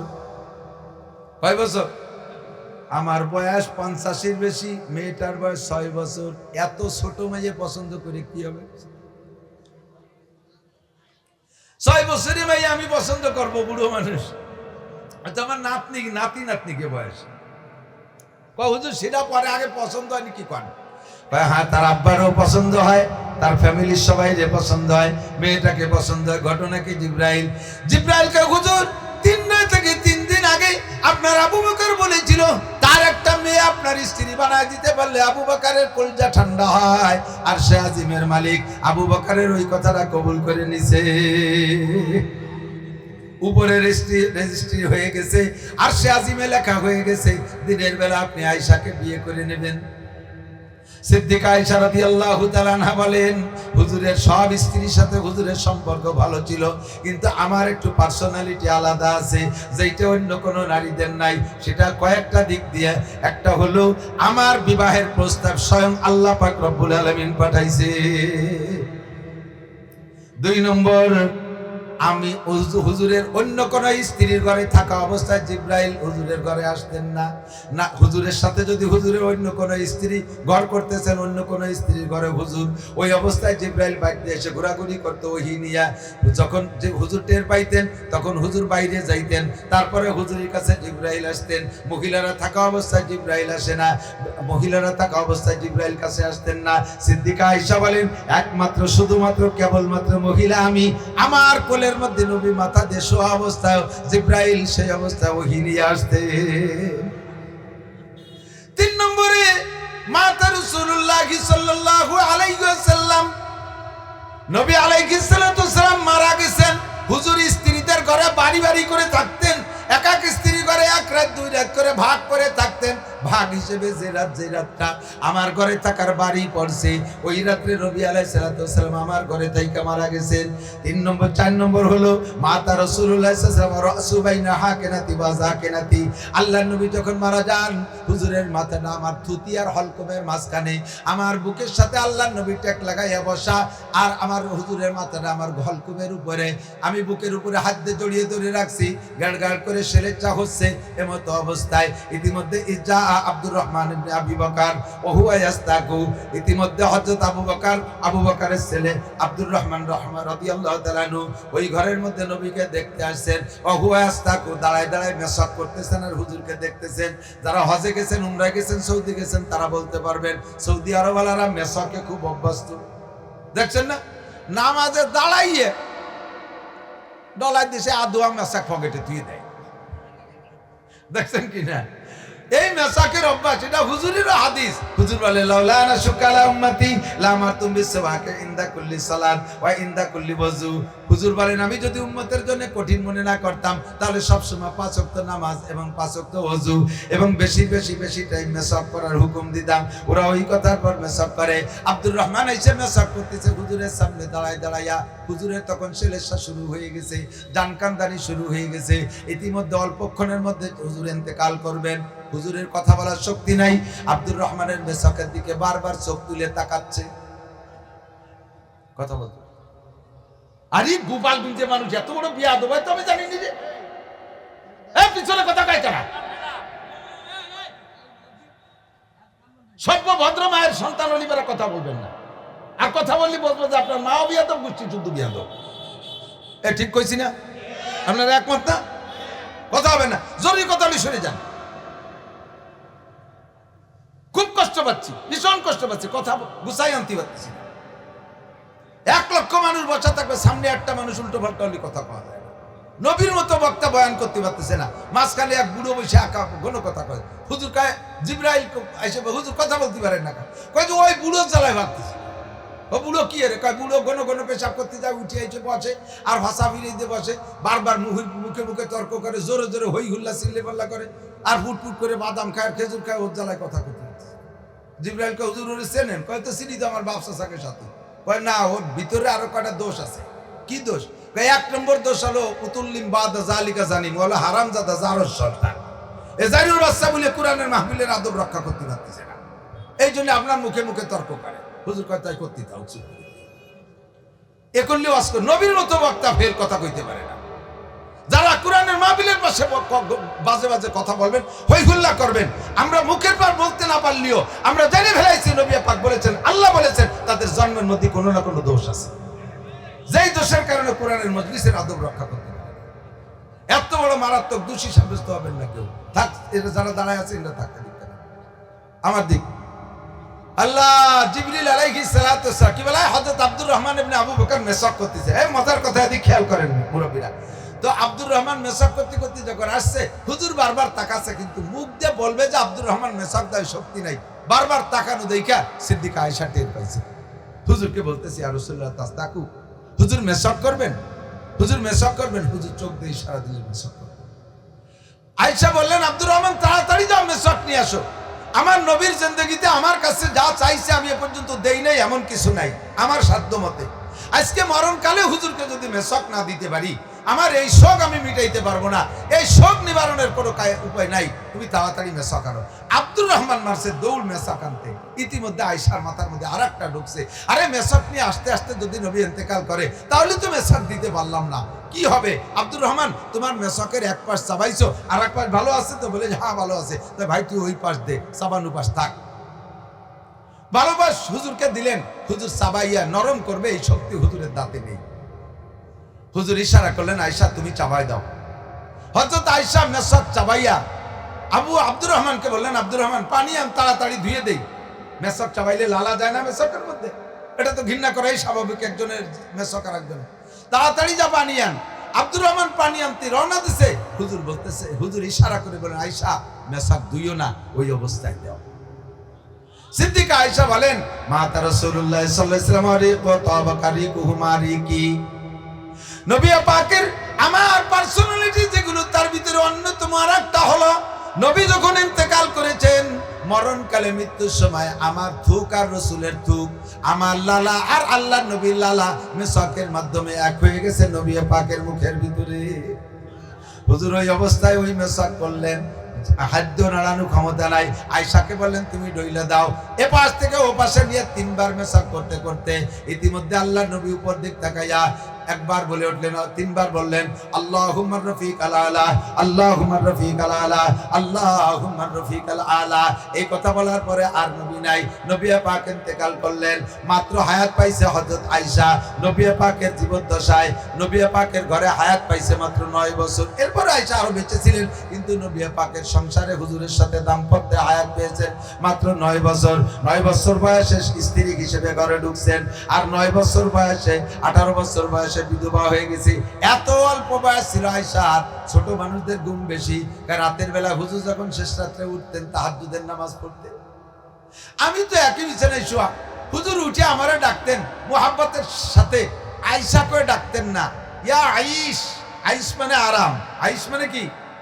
আমাকে এই আয়েশা না কয়ে আইশ করে ডাকতেন, হে আরাম, হে আরাম, মুহাব্বতের সাথে ডাকতেন, ইয়া আইশ। আমি কানে শব্দ যায়, কিন্তু ঘুমে জ্বালায় মুড়ামুড়ি উঠি না, খালি মুড়ামুড়ি করি। তো হুজুর অজু বানায় আয়েশা, হুজুর অজু বানায় আয়েশা। এরপরে আবার ডাকতেন, তাও উঠা উঠা ভাব দিয়ে বসেতে আবার শুয়ে পড়তাম। লাস্টে যখন নাই উঠতে চাচ্ছি, নবী আলাইহিস সালাম, এই মাদ্রাসার হুজুররা বিশেষ করে সব জায়গায় সবাই সবাই সবাই যাদের বাড়ির সন্তান আছে সকলে লক্ষ্য করবেন, লাকাদ কানা লাকুম ফি রাসূলিল্লাহি উসওয়াতুন হাসানাহ। আমার নবীর জিন্দেগীর প্রত্যেকটা মুহূর্ত উম্মতের জন্য উত্তম আদর্শ। নবী উম্মতকে সবকিছু শিক্ষা দিয়েছেন। আয়েশা, হুজুর আয়েশা ওযু বানায় যখন আয়েশাকে ডাকলে না উঠতেন, হযরত নবী পাকের হাতে যে ওযুর বানানো ভিজে পানি, এইটা হুজুর হযরত আয়েশার মুখের উপরে হালকা চটকা দিতেন, তাতে অনেকদিন উঠে যেতেন। এরপরেও যদি না উঠতো, 2 ফোঁটা পানি চোখের 2 কেনিতে হালকা করে ছেড়ে দিতেন। পানি তো একটু ফাঁকা পানি ঢুকে যায়, পানি যখন চোখের মধ্যে ঢুকে যাইতো তখন চোখের কষ কেটে যেত। আয়েশা কয়, তারপরে আমি সজাগ হয়ে যেতাম। মানুষকে ঘুম থেকে উঠানোর সুন্নাত আমার নবী শিক্ষা দিয়েছেন। আমার মাদ্রাসার হুজুররা বিশেষ করে হাফেজ সাহেব, কারি সাহেবরা লক্ষ্য করবেন, মাদ্রাসার হুজুররা শেষ রাত্রি পোলাপানগুলো ঘুমায় থাকে। ঘুমের ভিতরে 2 ধরনের সজাগ করে। সামনে ড্যাক্স আছে, বড় লাঠি একখান, ড্যাক্সের উপরে ঠাস ঠাস করে বাড়ি মারে। ঘুমের ভিতরে এই শব্দটা তার কাছে মনে হয় যেন ইসরায়েলির বোমা। অতর্কিত ভাবে এই শব্দ কানে গেলে ছেলেগুলো কিন্তু দেখবেন দিঘারা হয়ে যায়। মানুষ যখন ঘুমায়, আমি কি অপরিজনীয় কথা বলছি নাকি? মানুষ যখন ঘুমায় তখন রুহুটা ভিতরে থাকে, নফস উড়িয়ে চলে যায়। মানুষ রুহের মাধ্যমে জীবিত থাকে, আর রুহ আর নফস দুইটা, নফস আত্মা, নফস আত্মা। এই আত্মা আর রুহু এই দুইটা অ্যাডজাস্ট না হলে মানুষ হুশ হয় না, মানুষ জ্ঞান ফেরে না। রুহের কারণে জীবিত থাকে, আত্মা এসে রুহের সাথে সেট হওয়ার পরে মানুষ হুশ আসে। দেখবেন আপনার ঘরে যদি বাচ্চা থাকে, প্র্যাকটিক্যালে দেখেন, আপনার ঘরে ছোট বাচ্চা আছে, রাতের বেলা আব্বা মারা বাচ্চাদেরকে দইরা বিছানাতে উঠোই নিয়ে ওরে ডাকে ডোকে না, দইরে নিয়ে বাইরে নিয়ে বা বাথরুমের ভিতরে নিয়ে সেন খুলে দেয়, ফ্যান খুলে দেয়, ওই জায়গা বসেও পেশাব টেশাব করে, আবার এনে শোয়াই দিয়েছেন, সকালবেলা জিজ্ঞেস করে তোরে রাত্রি 2 বার উঠে বাইরে নিয়ে পেশাব করাইছি জানিস? আমি কোনোদিনও উঠিনি। কারণ ওর রুহুতে পেশাব করছে, ওর নফস আইছে পারে নাই, ওর নফস চলে গেছে আমেরিকা, সে জায়গা যে জো বাইডেনের মাইয়ে বিয়ে হয়ে সংসার করে ফেলতেছে। এই নফস আর রুহু অ্যাডজাস্ট হওয়ার আগে মানুষ হুশ হয় না। হুজুররা ডেক্সে যখন বাড়ি মারে ঠাস ঠাস করে শব্দে লাগতে উঠে যায়, ছেলেগুলো এরকম এরকম এরকম করতে থাকে, এতে ব্রেন খারাপ হয়ে যায়, এতে ব্রেন খারাপ হয়ে যায়। ঘরের দরজায় লাথি মারে, ঠাস ঠাস করে শব্দ করে, না উঠলে কান ধরে টান দিয়ে উঠে, হাত ধরে টান দিয়ে উঠে ফেলে, ঠ্যাং ধরে টানে বাড়ি নামায় ফেলে। আপনি উস্তাদের যোগ্যই না, আপনার ভিতরে উস্তাদ হওয়ার যোগ্যতাই আসে নাই। আপনি ছেলেদেরকে উঠানোর নিয়ম জানেন না, নবী পাকের সুন্নতের তোয়াক্কা করেন না। কথা বলেন ঠিক ঠিক না? সুন্দর করে ভদ্রতার সাথে, ও বাবু ওঠো, আব্দুর রহমান ওঠো, আস্তে আস্তে মাথায় সুড়সুড়ি দেবেন, না উঠলে চোখের উপর একটা পানির শটকা দেন। যে এত মানুষের দেবো কে রে, আপনি আধা ঘন্টা আগে উঠে দিতে চাই, যদি তা না থাকে স্প্রে কেনেন, আস্তে আস্তে করে দেন, সুন্নতি তরিকায় ছেলেগুলোর ব্রেন ভালো থাকবে। যা বলতে যে শরীরে চলে আসি, হয়তো আয়েশা কয় আমার এমন ঘুম, এভাবে উঠতে চাইতাম না। দিনের বেলা যখন রুটি বানাবো বলে 8 সেন্টি গেছি, ছোট মানুষ তো, 9 বছরের মানুষের ঘুম বেশি, 8 সেন্টি হুজুরির জন্য রুটি বানাবো, আটা সেনাও শেষ, কোন ফাঁকে আমি ঘুমাই গেছি তা মনে নাই, আটার মধ্যে হাত রেখে কাইতে ঘুমাই গেছে, সজাগ হয়ে দিয়ে যে সে ছাগলে হাতের আটা খাইয়ে চিনি গেছে, তাও টের পাইনি। এত অল্প বয়সে আয়েশা সবচাইতে বেশি হাদিস মুখস্থ করেছে। হযরত আয়েশা এবং হযরত আবু হুরায়রা, এই দুইজনের চাইতে বেশি আবু বকর, উমর, উসমান, আলী বড় বড় সাহাবারও এই পরিমাণ পারে নাই। হাদিসের ভিতরে সবচেয়ে বেশি বর্ণনা আবু হুরায়রা, আর তারপরে সেকেন্ড হলেন আয়েশা, আর এই দুইজনই বয়স পাইছে কম। হযরত আয়েশা সেকেন্ড, আবু হুরায়রা ফার্স্ট। যখনই হুজুর বলছেন আমার থেকে 5টা কথা কে নিবা, অনেক সাহাবাদের ভিতরে সর্বপ্রথম দাঁড়াই গেছে আবু হুরায়রা। উনি অ্যাক্টিভ, উনি অ্যাডভান্স থাকেন। ফাকামা আবু হুরায়রা, মনে আছে নাকি কোন জায়গাতে আইছি? ফাকামা আবু হুরায়রা, আবু হুরায়রা দাঁড়াই গেলেন। আনা ইয়া রাসূলুল্লাহ, জি হুজুর আমি নেব 5টা কথা। আপনাদের মধ্যে কে আছেন এই 5টা কথা নেবেন? একটু হাত দেখাবেন, কে নেবেন 5টা কথা? নেবেন নেবেন ইনশাআল্লাহ। আমি আরবিও বলবো, বাংলাও বলবো, মনে রাখতে সহজ হবে ইনশাআল্লাহ। মাইয়া কুতু মিন্নি খামসা খিসালিন ফায়ামালু বিহিন। ফাকামা আবু হুরায়রা, আনা ইয়া রাসূলুল্লাহ, ওগো আল্লাহর নবী 5টা কথা আমি নেব। ফাআখাযা বিয়াদি, হুজুর আমার হাত ধরলেন, ফাআদ্দাহুন্না ফিহা, হাতের মধ্যে 5টা আঙ্গুলে 5টা কথা, হাতের মধ্যে এক হাতে 5টা আঙ্গুল আছে, কথা কোন ঠিক না? 5টাকে এক হাতের মধ্যে গোনা যায়। এই 5টা আঙ্গুলের 5টা নাম আছে, 5টা আঙ্গুলের 5টা নাম। বাংলাদেশে এটাকে বলে, সব দেশে একে বলে কি বলে? বুড়ো আঙ্গুল, বৃদ্ধাঙ্গুল, ঠিক না? বুড়ো আঙ্গুল এইটা না, বুড়ো মানে কি? বয়সী। এই সাইডে কি 2 মাস আগে হয়েছে নি? এর বুড়ো কয় কে? আরে বয়স বেশি না হলে ওর স্বভাবই চেহারায় একটু বুড়ো বুড়ো, মুরব্বী কাটি। এই আঙ্গুলের মর্যাদা বাংলাদেশে একরকম, অন্য দেশে আর এক রকম। সৌদি আরবে এক আঙ্গুল দেখালি গুড, দুটিয়ে দেখালি ভেরি গুড। বাংলাদেশে একবার দেখালি এক বক্সিন, দুটিয়ে দেখালি বারা মাথা ফাটিয়ে যাবে। বাংলাদেশে এই বুড়ো আঙ্গুলের মর্যাদা আলাদা, অন্য দেশে আলাদা। নবী পাক সম্ভবত বাংলাদেশের হিসাব করে বললেন, 1 নম্বরে ধরলেন এই বুড়ো আঙ্গুলকে, বৃদ্ধাঙ্গুলকে। হুজুর হযরত আবু হুরায়রা বলেন 5টা আঙ্গুলের মধ্যে 5টা গুণ গুনে দিলেন, মনে রাখবেন। 1 নম্বরে হুজুর বলেন ইত্তাকিল মাহারেম। বাংলাদেশে এইটার মধ্যে বিপদ, আর বিপদের হাদিসে হুজুরের সাথে মিলাই দিলেন, ভাই ইত্তাকিল মাহারেম। হে দুনিয়ার মানুষ, তুমি যদি সবচাইতে বড় আবেদ হইতে চাও, সবচেয়ে বড় বুজুর্গ হইতে চাও, আমার গোপালগঞ্জবাসী প্রাণ প্রিয় বন্ধুবার, আবাল বৃদ্ধ বনিতা, নারী আর পুরুষ, আমার পর্দার আড়ালের মা বোনরা, মাইকের আওয়াজ যত দূর যাইতেছে কান খাড়া করে শুনবেন। কথা যদি, প্রশ্ন যদি ছোট হয় উত্তর কিন্তু বড় হয়, প্রশ্ন যদি ছোট হয় উত্তর বড় হয়। লেখাপড়া জানেন যারা, তারা সাক্ষী দেন। কতক্ষণ? প্রশ্ন যদি ছোট হয় অ্যান্সার বড় হয়। যেমন আমি কই, একটা প্রশ্ন পেপারে 1 লাইনে লিখে দিয়েছে, ছোট্ট প্রশ্ন, পুরো বইতে যা কিছু আছে সব লিখিয়া দাও। 1 লাইনই প্রশ্ন শেষ, 6 মাস লাগবে না লিখতে। প্রশ্ন ছোট, উত্তর বড়। আবার প্রশ্ন যদি বড় হয় অ্যান্সার ছোট হয়ে যায়। প্রশ্ন পেপারে পুরো বই তুলে দিয়া পুরো বই লেখা সব তুলে দিছে, প্রশ্নে নিচে লিখে দিছে ইহা সত্য না মিথ্যা, টিক দিলি হয়ে গেল, ঠিক না? প্রশ্ন ছোট যদিও তোমার মনে হচ্ছে, এক নম্বরে ইত্তাকিল মাহারেম, নবী কয় যত হারাম আছে ছেড়ে দাও, যত হারাম আছে, জোরে বলেন, যত হারাম আছে ছেড়ে দাও। ইত্তাকিল মাহারেম, হারামকে ভয় পাও, তাকুন আবাদান নাস, তাহলে তুমি হবা সবচাইতে বড় আবেদ, তোমার চাইতে বড় বুজুর্গ নাই। ও দোস্তরে ইবাদত করা সহজ, নামাজ পড়া সহজ, রোজা রাখা সহজ, হজ করা সহজ, হজ করলে হাজি পায়, যাকাত দিলে ডোনার পায়, নামাজ পড়লে মুসল্লি পায়, তাবলীগে গেলে আমির পায়, কত কত উপাধি, বিভিন্ন রূপ কি বলা হয় প্রশংসা আছে, মসজিদে দান করলে ডোনার পায়, মসজিদ নির্মাতা কয়, ইত্যাদি ইত্যাদি। বেশি বেশি তিলাওয়াত করলে ভালো পায়, বড় জামা যুব পড়লে সুফি কয়। ইবাদত করা সহজ, ইবাদতের মধ্যে আলাদা ইন্টারেস্ট আছে। বন্ধুরে, ইবাদত করা যত সহজ, গুনাহ ছেড়ে দেওয়া তো সহজ না।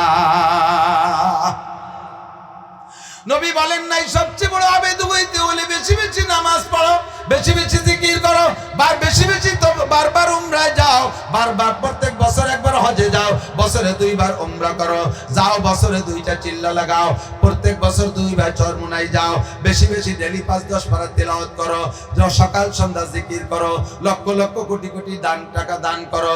নবী এ কথা বলেন নাই, নবী এ কথা বলেন নাই। বড় আবেদ হওয়ার জন্য ইত্তাকিল মাহারেম, হারাম যা আছে ছেড়ে দাও।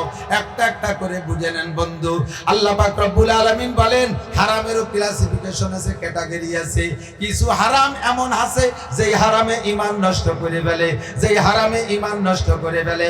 কিছু হারাম এমন আছে ঈমান নষ্ট করে না, হাবিতাত আমালুহুম, ওই হারামে আমল বাতিল কইরা দেয়। আল্লাহ পাক বলেন হে বান্দা ভালো করে জেনে নাও, ইনতাজতানিবু কাবাইর, খেয়াল করছেন, ইনতাজতানিবুল কাবাইর মা নুকাম, ইনতাজতানিবুল কাবাইর মা তুনহাউনা আনহু নুকাফির আনকুম সাইয়্যাতিকুম ওয়া নুদখিলকুম মুদখালান কারীমা। আমার বন্ধু ভাই, আরে সারা বাংলাদেশে একরকম ওয়াজ করি, বাড়ির মধ্যে ওয়াজ একটু আমার ভিন্ন রকম। আপনার আমার অত্যন্ত মহব্বতের। কিয়ামতের ময়দানে যদি আমি মাওলানা নাসির জাহান্নামী হয়ে যাই, আপনারা আমার গোপালগঞ্জবাসী আমার জন্য কানবেন। আল্লাহ হুজুরের বয়ান শুনেছি, কত পরিবর্তন আমরা হয়ে গেছি, আমার হুজুর কেন দোজখে যায়, আপনাদের খারাপ লাগবে। আপনারা গোপালগঞ্জবাসী আমার মহব্বতের, যদিও প্রত্যেককে আলাদা আলাদা করে চিনে না রাখি, গোপালগঞ্জবাসী হিসেবে কিয়ামতের ময়দানে এই ভালোবাসার খাতিরে আপনার সাথে আমার সাথে চিনাচিনি হবে। আপনিও যদি দোজখে যান সেদিন আমার খারাপ লাগবে। এই জন্য অন্তর থেকে দিল থেকে বলি, ভালো করে মনে রাখেন। আল্লাহ পাক বলেন ও বান্দা, যদি তুমি জান্নাতি হইতে চাও, জাহান্নাম থেকে বাঁচতে চাও, তাহলে তোমার সহজ পরামর্শ হলো ইনতাজতানিবু কাবাইরা মা তুনহাউনা আনহু। বান্দা, যদি তুমি কবিরা গুনাহগুলো ছেড়ে দিতে পারো, বড় বড় কবিরা গুনাহ ছেড়ে দিতে পারো, সমস্ত কবিরা গুনাহগুলো হারাম। আগে ওই হাদিসের সাথে মিলান, আল্লাহ নবী বলেন ইত্তাকিল মাহারেম, ছেড়ে দাও সমস্ত হারাম। আল্লাহ কা ইনতাজতানিবু কাবাইর, যদি তুমি কবিরা গুনাহগুলো ছেড়ে দিতে পারো, নুকাফির আনকুম সাইয়্যাতিকুম, তোমার জীবনের সমস্ত সগীরা গুনাহ আমি আল্লাহ বিনা তওবায় ক্ষমা করে দেব। বুঝছেন নি? কথা বোঝা গেছে? যদি কবিরা গুনাহ ছেড়ে দিতে পারো, হারাম ছেড়ে দিতে পারো, নুকাফির আনকুম সাইয়্যাতিকুম, সব সগীরা গুনাহ মাফ।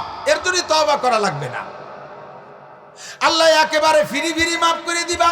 কয় একটা আছে, কিছু আছে একেবারে হয় না, কিছু ব্যবস্থা করতেই হবে। একটু তদবির তো লাগেই। তদবিরটা কি? আল্লাহ কায়া আকিমিস সালাতা তারাফাইন নাহার, এই আমার দিক, আকিমিস সালাতা তারাফাইন নাহারি ওয়া যুলাফাম মিনাল লাইল ইন্নাল হাসানাতি ইউযহিবনাস সাইয়্যাত যালিকা যিকরা লিযাকিরিন। সমস্ত সগীরা গুনাহকে বিনা তওবায় maaf করার জন্য 1 নম্বর তদবির হলো 5 ওয়াক্ত নামাজ তুমি সুন্দর করে পড়ো। 5 ওয়াক্ত নামাজ ঠিক করে পড়বা, কারণ নামাজ এমনই একটা নেকি, আর নেকির স্বভাব হলো গুনাহ খেয়ে দেয়। ইন্নাল হাসানাতি ইউযহিবনাস সাইয়্যাত, নেকি নেকিতে গুনাহ খেয়ে দেয়। ভালো কোনো কাজ করলে, বিগত কোনো অন্যায় থাকলে মুরব্বীরা ওই অন্যায়গুলো মনে রাখে না, ভালো কাজের কারণে তার বিগত ছোট মোটো অন্যায়গুলো ভুলে যায়। কতক্ষণ ঠিক না? আল্লাহ কাইন্নাল হাসানাতি ইউযহিবনাস সাইয়্যাত, নেকির কাজ করলে গুনাহ মুইছা যায়। আমার নবী বলেন হাত দেখাই এমন কইরা, আরেকটা হাত দেখাই আমার দিক তাকান, আরেকটা হাত দেখাই, প্রত্যেকে যার যার হাতকে আঙ্গুলকে স্বাভাবিকভাবে যদি ফাঁক করার জন্য ছেড়ে দেন, এইভাবে এই সেটিং এ ফাঁক হবে, ঠিক না? হাতের আঙ্গুলের 5টা ফাঁকা কি সমান? বৃদ্ধাঙ্গুল, বুড়ি আঙ্গুল, এইটা, তারপরে এইটার থেকে এইটা মাঝারি ফাঁকা, এরপরে ছোট ছোট ফাঁকা, এইটার নাম ফজর, এইটার নাম যোহর, আসর, মাগরিব, ঈশা। এই কয়টার ভিতরে ছোট ছোট 3টে গ্যাপ, এখান থেকে এই পর্যন্ত মাঝারি গ্যাপ। এইটা যদি ঈশা হয় আর এইটা যদি ফজর হয়, তাহলে সারা রাতের লম্বা গ্যাপ, ঠিক না? আল্লাহ নবী বলেন আসসালাওয়াতুল খামস, এ আমার গোপালগঞ্জবাসী শুনে নে, আসসালাওয়াতুল খামস, গুনাহ সগীরা গুনাহ মাফের যে তদবিরগুলো আছে তার ভিতরে 1 নাম্বার 5 ওয়াক্ত নামাজ, ফজরের নামাজ পড়ছো, যোহর পড়ছো, মাঝখানে যত সগীরা গুনাহ হবে এর জন্য তওবা করা লাগবে না, বিনা তওবায় শেষ। এরপরে ফজর পর যোহর পড়ছো, যোহরের পরে আসর, মাগরিব, ঈশা, ছোট ছোট গ্যাপে যত সগীরা গুনাহ এই নামাজে খেয়ে ফেলায়।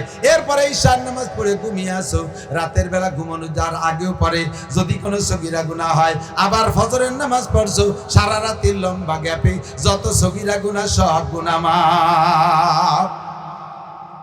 ইত্তাকিল মাহারিমা তাকুন আবাদান নাস, হারামগুলো ছেড়ে দাও, কবিরা গুনাহগুলো ছেড়ে দাও।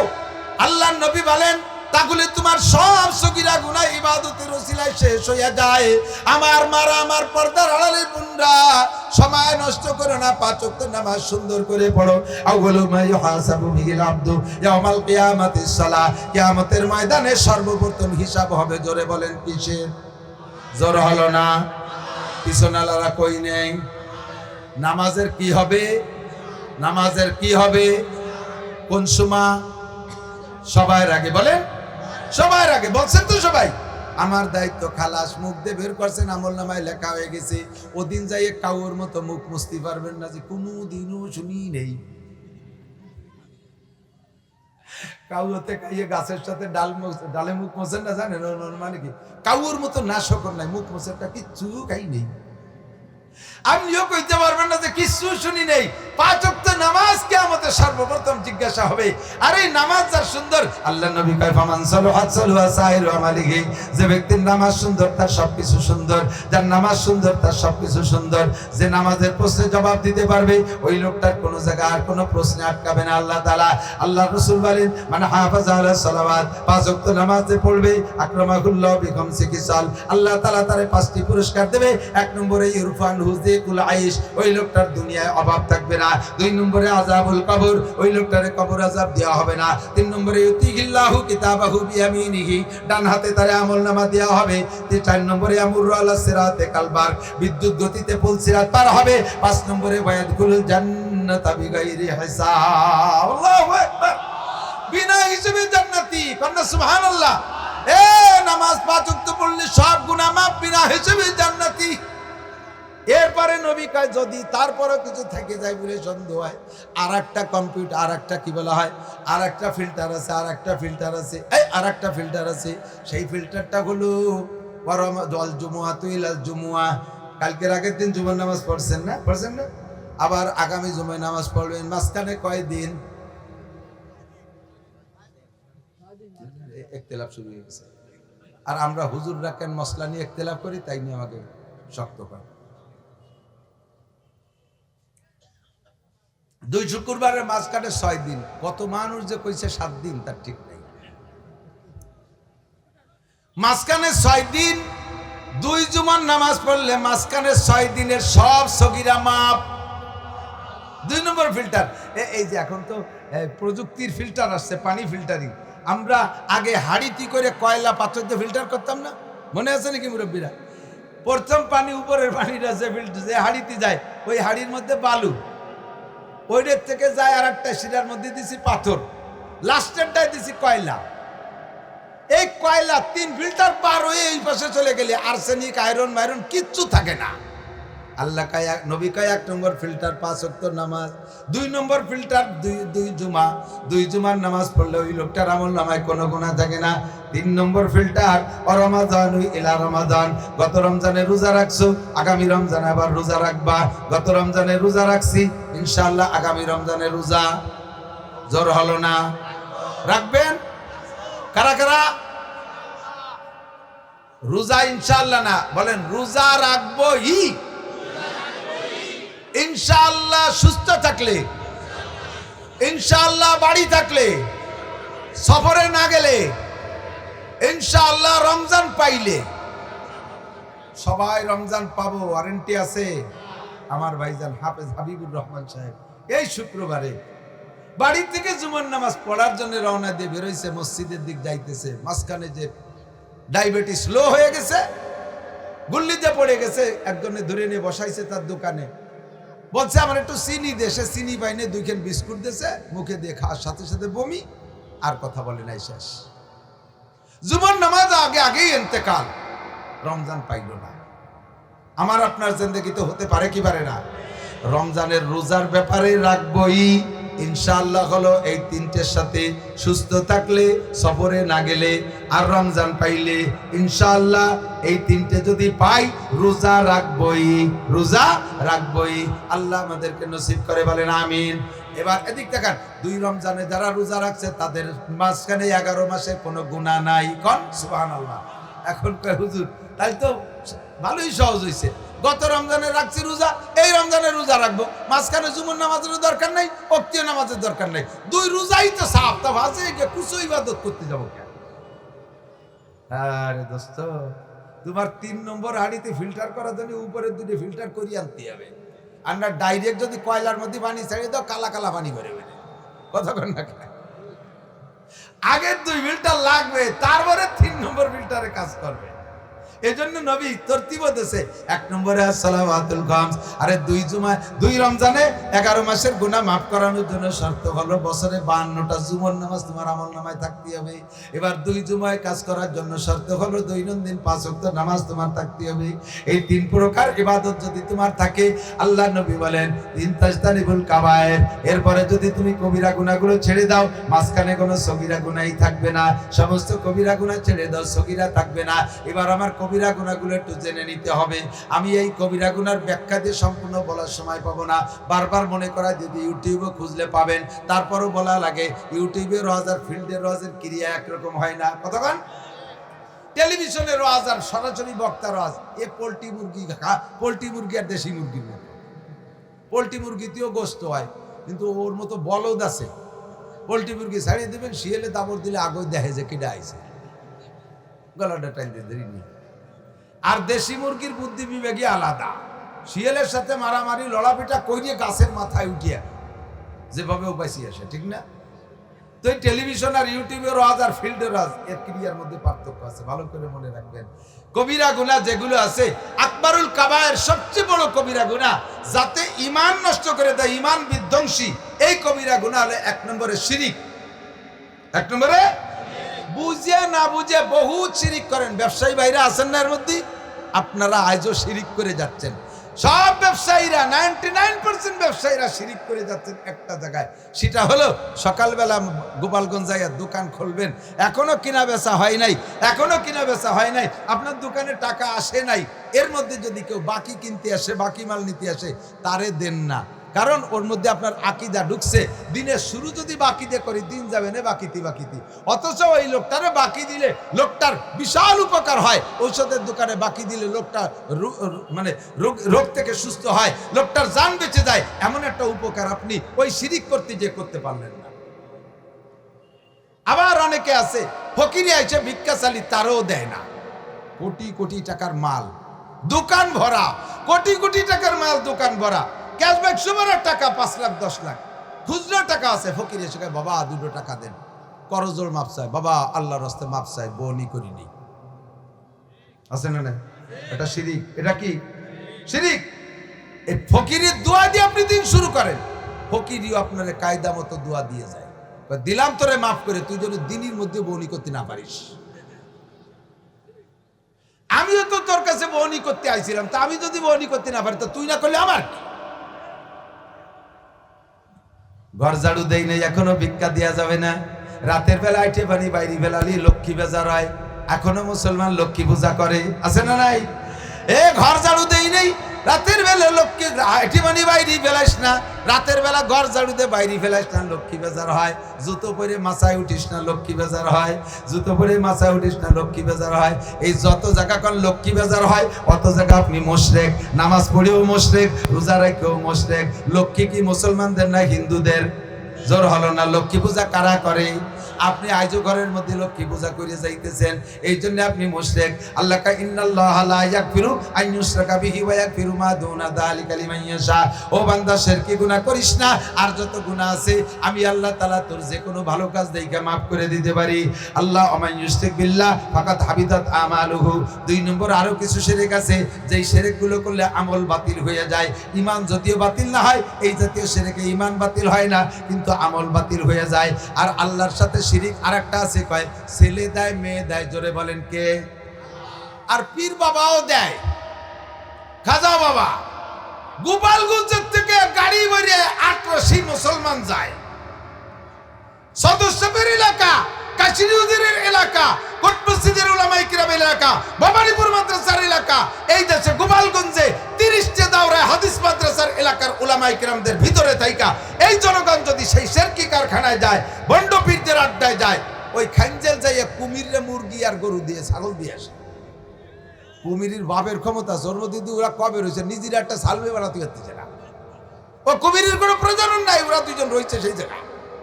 ওরা কি ফ্যামিলি প্ল্যানিং খাইছে নাকি? ওকে ভাই না কা, যারা নিজেরা ছেলে মেয়ে বানাতে পারে তারা কি তোমার ঘোড়ার কসু দেবে? আমার সাথে আমি এক ভ্যানে যাইতেছি, এই ভ্যানওয়ালা ড্রাইভার ওই ভণ্ড পীরকে বক্তব্য, ওর পীররে আর ভূয়সী প্রশংসা করতেছে, এই বাবার দরবারে এরকম মান্যত করলি ছেলে হয় মেয়ে হয়, হুজুর বহু প্রমাণ আছে। আমি বলি, তোমার বাবার ছেলে মেয়ে কয়টা? কয় না, উনি 4টে বিয়ে করছে, একটা ওই নেই। আমি কই যে তোর যে বাবা বাইচে থাকতে 4 বউ নিয়ে একটা ছেলে মেয়ে বানাতে পারলো না, সে মরার পরে উন্মত আবার ছেলে মেয়ে দেয় কি রে? আটকে গেছে না? আমি মনে করছি আর জব দিতে পারবো না। হ্যাঁ, আমার বাবা যে কত উদর, নিজে কোনো ছেলে মেয়ে না নিয়ে সব উম্মতরে দান করে দিয়েছে। আর শয়তানে যারে কামলা তারে কোনো ওয়াজ দিয়ে আইডিয়া না যায়। আল্লাহু আকবার। ছাগল একটা বান্দা রয়েছে রাস্তার ওই কোনায়, এই ছাগল ওই পাশে খুঁটো আর এই পাশে চলে গেছে, রাস্তার পাশে রশিটা নেই, ওই পাশে নিচে নেমে ঘাস কাছে, দেখছেন না এরকম আছে না? তো একজন, আমিও যাইতেছি সেই রাস্তায় দিয়ে, আমার সাথে সাথে একজন যাইয়ে ওই ছাগলের কোন পাশে যাবে, ও পাশে খুঁটো যে পাশে সে পাশে যাওয়ার কাজে নেই, ছাগল যে পাশে ওই পাশে না নিয়ে ঘুরিয়ে ওই দিক দিয়ে যাচ্ছে। আর আমি তো ছাগলের দড়ি ডিঙ্গে চলে গেছি। আমি ও যাই, আমি বললো যে তুমি এই নিচে দিয়ে কাটার মধ্যে দিয়ে গেলে? কয় যে হুজুর, আমি বিশ্ব আশেকে রসুলের লোক। আল্লাহর নবী এই ছাগলের গোসল কাঁধে করে ঘুরছে, আর সেই ছাগলের রশি আমি ডিঙ্গেব? আপনি কিসের হুজুর যে ছাগলের রশি ডিঙ্গেলেন? যেই রশি আল্লাহ নবী কাঁধে করছে সেই নবী রশি আপনি ডিঙ্গেলেন। আমি বললাম যে গাদা, তুই ছাগলের রশি ডিঙ্গেলি না, আমি ডিঙ্গেলাম বলে বেঙ্গালি, তো তো আল্লাহ রসুল দাড়ি রাখছে, তুই রাখিস না, তুই দাড়ি কাটছিস না? ধরা খেয়ে গেছে। এমন কয় কি, যেই দাড়ি আল্লাহ নবী রাখছে সেই দাড়ি আমার মুখে শোভা পায়? আমি কি করে নবীর দাড়ি মুখে রাখি? তাহলে ওরে মুহি স্যান্ডেল দিয়ে বেরিয়ে দিয়ে না, সাড়ে হারামজাদা। মহিলা আবার জিজ্ঞেস করছে, হুজুর আপনি আপনার ওয়াজে শুনছি মহিলারা হাতে এবং পায়ে মেহেদি লাগাইতে পারে, পুরুষরা পারে না। কোন মসজিদের ইমাম সাহেব, এই আহসানুল ফাতা বাবুল ইমামতের মধ্যে দেখবেন, কোন মসজিদের ইমাম যদি হাতে পায়ে নখে মেহেদি লাগায়, তাহলে ওই ইমামের পিছনে নামাজ পড়া মাকরুহে তাহরিম। মসজিদের ইমাম সাহেব যদি চুল দাড়িতে কালো কলম লাগায়, তার পিছনে নামাজ পড়া মাকরুহে তাহরিম। মসজিদের ইমামের দাড়ি যদি খাটো খাটো পিঁয়াজের দাড়ি সাইজ হয়, ওই ইমামের পিছনে নামাজ পড়া মাকরুহে তাহরিম। তবে মহিলারা হাতে পায়ে মেহেদি লাগাইতে পারিবে। এই ওয়াজ শুনছে ইউটিউবে, শুনে আমার সক্রিয়ভাবে ফোন নাম্বার সংগ্রহ করে বলতেছে যে হুজুর আপনি কি এই মশলাটা ঠিক বলছেন? বল কি হয়েছে? হাতে লাগালাম, তাও ডাইনেতে লাগালাম, বাম হাতে কি করে লাগাই? যে এই বাম হাতে মেহেদি লাগাইয়া সেই বাম হাতে কত দূর পর্যন্ত ব্যবহার করা লাগে? আল্লাহ নবী মেহেদি চুল দাড়িতে ব্যবহার করছে, সেই মেহেদি আমি বাম হাতে, এবং আরো কইছেন যে পায়ে লাগানো, এটা বিয়াদবি না? আমি যে তা তো ভালোই তো বলছি, আল্লাহর নবী মাথায় তেল মাখাইতেন, সেই তেল কি তুমি মাথায় লাগাও না আরো কোনো জায়গায় লাগাও? লাগাতে লাগাতে তো নিচে ভরা পর্যন্ত লাগাও। তা সে সময় তোমার রুশ চায় না, নবী মাথায় দাঁড়িয়ে তেল মাহাইছে, সে তেল ভাষায় মাহায় হুজুর তাই ঠিক আছে, তাই ঠিক আছে, ঠিক আছে। জবাবুকুম ফাওয়া জবাব ইনতাজতানিবু কাবাইরা মা তুনহাউনা আনহু নুকাফির আনকুম সাইয়্যাতিকুম। মনে আছে কথা? শিরকি গুনাহ করব, বাবার কোনো ক্ষমতা আছে, পীরের কোনো ক্ষমতা আছে, মাজারের কোনো ক্ষমতা আছে? যারা মাজারে মোমবাতি দিবা, মাজারে মান্নত করবা, এই মানুষগুলো মুশরিক বিনাক হিসাবে জাহান্নামী। ছেলে হওয়ার জন্য, মেয়ে হওয়ার জন্য আরেকটা তদবির আছে, গাজীর গান। গাজীর গান মান্নত করলে ছেলে হয়। সুবহানাল্লাহ। আর পেটে যদি মেয়েও থাকে, আরেকটা তাবিজ আছে, সেই তাবিজটা ব্যবহার করলে মেয়েও ছেলে হয়ে যায়। ট্রান্সজেন্ডার পেটে থাকতে হয়ে যায়। দুনিয়ায় সে ট্রান্সজেন্ডার, সালোয়ার কামিজ পরে ট্রান্সজেন্ডার করা লাগে না। সেটা হলো বাচ্চা গর্ভে থাকা অবস্থায় যদি মারা, গর্ভবতী মহিলা, এরা যদি ঘুম থেকে সকালবেলা উঠে দুনিয়ার কোনো কিছু, কোরআন কিতাব, আল্লাহ রসুল কিছু না দেখিয়া ঘরে একটা ক্যালেন্ডার ঝুলে রাখবে, ওই ক্যালেন্ডারে ল্যাংটা পোলাপানের ছবি আছে না ছেলেদের, ওই ছবি দেখলে ওই পেটে যদি মেয়েও থাকে তা ছেলে হয়ে যায় আস্তে আস্তে। এক খাটাসকে বাড়ি যাই দেই যে এই খবর, আমি তোরা নামাজি মানুষ এ ঝুলাইছিস কেন? ভাই খোল, খুলবেই না। পরে অনেক জোরাজুরিরে খুলাইছি, পরে শুনলাম যে আবার ওই উঠেছে। পরেও বলতেই বাধ্য, কাজে ভাই জান আগে তো দুটি মাই, এবারও আপনাকে ভাই বউ গর্ভবতী, তো একজনে কইছে যে এই দেখলি বলে পেটে ছেলে হয়, তাই একটু জুলোই দেয়, আপনি রাগারাগি হইলেন না। নামা মোশরেক কোথাকার, ওই দেখলি যদি ছেলে হতো তাহলে দেশে কোনো মাইয়েই হতো না। সব পিটিকে সামনে ওই এক একটা ঝুলোই দিয়ে সব পেটে সামাইয়েছে।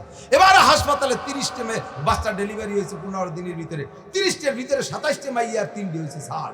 তাহলে আমরা ক্যালেন্ডার ঝুলে ঝুলে সালাবি ছেলে বানাতে, আমি চলে যাওয়ার পরে আবারও ঝুলইছে শুনলাম। 6 মাস পরে ও আমার সাথে দেখা করে না, আমারে দেখলি রাস্তা দিয়ে সরি সরি চলে। একদিন চার দোকানে ধরা পড়ে গেছে, তোর কিবার কি হলো তা তো কলিনি, কয় যে আপনার বয়তে সরি সরি চলি, আপনি আবার এই মানুষের মধ্যে তাই জিজ্ঞেস হয়েছে কি, কয় যে এবার মাইয়ে দুটি হয়েছে। আমি তা যা দেখলি তা কো, যা ক্যালেন্ডারে দেখলি তা কোন জায়গা গেল? শয়তান ওইটি যদি ওই হয়, আল্লাহ হেফাজত করুক, আমিন। এর নাম শিরক, লা তুশরিক বিল্লাহ, ইন্না শিরকা লাযুলমুন আযীম। 2 নম্বরে কুফরি গুনাহ করব না। কুফরি হলো আল্লাহর নিয়ামতের নাশকরি করা। যা কিছু পেয়েছেন কে দেছে, এই স্বীকার করার নাম হলো শুকর। আর যদি বলেন আমি করছি, আমি করছি, আমি করছি, আছে না আমাকে অনেকে কয় এটা আমি করছি, ওটা আমি করছি, সেটা আমি করছি, ঈদগাহ আমি করছি, মসজিদ আমি করছি, রাস্তা আমি করছি, খাল আমি করছি, নদী আমি করছি, ব্রিজ আমি করছি, আরো করছি, আরো করছি, সামনে আরো সুযোগ দেন, দেখেন কি করে ছেড়ে দিয়ে রাস্তা কেটে খাল বানাই দেবো, আসমান ভেঙে জমিনে নামাবো, লাঠির মধ্যে মুগুর ভরবো, দেখেন কি করে ছেড়ে, সব উনি করে, আল্লাহ কিচ্ছু দেয় না। এগুলো কাফের। এগুলো কি? ছেলে মেয়ে ভালো হলে খুব গর্ব করে, আরে মিয়া আমারটা A plus, golden A plus, মেধা তালিকায় 1, ছেলে বানাতি হয় বেটা। তোমরা ছেলে বলে আর সবাই কম্বল গাইতে ঘুমাই দেয়, তোমার ছেলেটা ওই বড় হইয়া এ প্লেস পাইয়ে লাস্টে যে তোমার গাড়ির উপরে রামদা দিয়ে গাঁজা খাইতে গাঁজার টাকা চাবে, সেই সময় কই দিয়ে কি বানানোর দরকার? কি বানাইছো তুমি সেই সময় বলো? ভালো সন্তান কে বানায়? আমার চেষ্টা থাকতেই হবে, আমার চেষ্টা থাকতে হবে। মেধা বানায়, মেধা দেয় আল্লাহ, উচ্চ শিক্ষায় শিক্ষিত করে আল্লাহ, ভদ্র বানায় আল্লাহ, দিনদার বানায় আল্লাহ, কর্মঠ বানায় আল্লাহ, দালান দেশে আল্লাহ, জমি দেশে আল্লাহ, গাড়ি দেশে আল্লাহ, সবকিছু পেয়ে পড়েন আলহামদুলিল্লাহ, বলেন না আলহামদুলিল্লাহ। আলহামদুলিল্লাহ, আল্লাহু আকবার। শিরকি করব না, কুফরি করব না, বেদাতি গুনাহ করব না, আরো বহুত গুনাহ আছে, গীবত শিকায়ত করব না, পরনিন্দা করব না, পরশ্রী কাতর হব না। আরবিতে বলে হাসাদ, আরবিতে কয়, আর বাংলায় কয় পরশ্রী কাতর। এটি বড় মহামারী, গীবতের চাইতেও মহামারী এইটা। খেয়াল করতেছেন না? দিক তাকান। আর একজনের ভালো দেখতে না পারা, এইটা 99% মানুষের স্বভাব। আর একজনের ভালো দেখতে না পারা, এটাই সমস্ত ঝামেলার গোড়া। আল্লাহু আকবার। আমার উস্তাদ হযরত মাওলানা মুফতি সাঈদ আহমদ সাহেব রহমাতুল্লাহ আলাইহি হিদায়াত সালেস পড়ানোর সময় একটা গল্প বলছিলেন, বলবো? হুজুর বলেন চট্টগ্রামের পাহাড়ি গল্প আর কি। হতে পারে গল্প গল্প, তবে গল্প তো গল্প। এই উদাহরণটা খুব সুন্দর মেলে, এই জন্যই হুজুরও বলছেন, আমিও আপনাদেরকে শোনাই। হুজুর বলেন, পাহাড়ি এক লোক, বুড়ো, 7টা মাইয়া। এই লোক পাহাড় এলাকায় যারা বোঝা বহন করে, চট্টগ্রামে দেখবেন, আমাদের এদিক তো মাথায় বয়, ওদিক কিন্তু বাঘ বানায় কাঁধে বয়। এ বাঁকে করে কাঁধে বইতে বইতে গরুর জুয়ালির কারণে ঘাড়ে যেমন চাকা হয়ে যেতে মনে আছে না, ওইরকম ঘাড় ফুলে এরকম ফাটা ফাটা হয়ে যায়। এই লোক বুড়ো, 7 মেয়ের বাপ, জঙ্গলের মধ্যে আজকে যাইয়া হাই ছাড়ছে,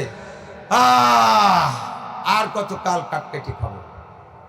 এর মধ্যেই জঙ্গলের এক লোক বের হয়ে এসে কয়, বুড়ো, তোমার যে হাই ছাড়ছো আর সে আজিম পর্যন্ত চলে গেছে, তুমি এই পাথর খান নিয়ে যাও, এই পাথর নিয়ে বাড়ি নিয়ে বালিশের তলে থুয়ে শোভা।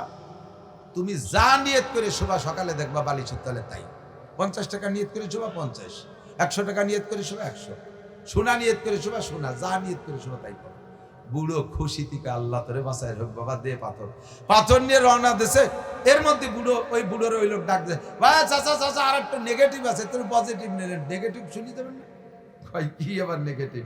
কয় কি যে আপনার যা নিয়ত করেন তা তো হবে, কিন্তু পাশের বাড়িয়া লাগে কিন্তু ডবল হবে।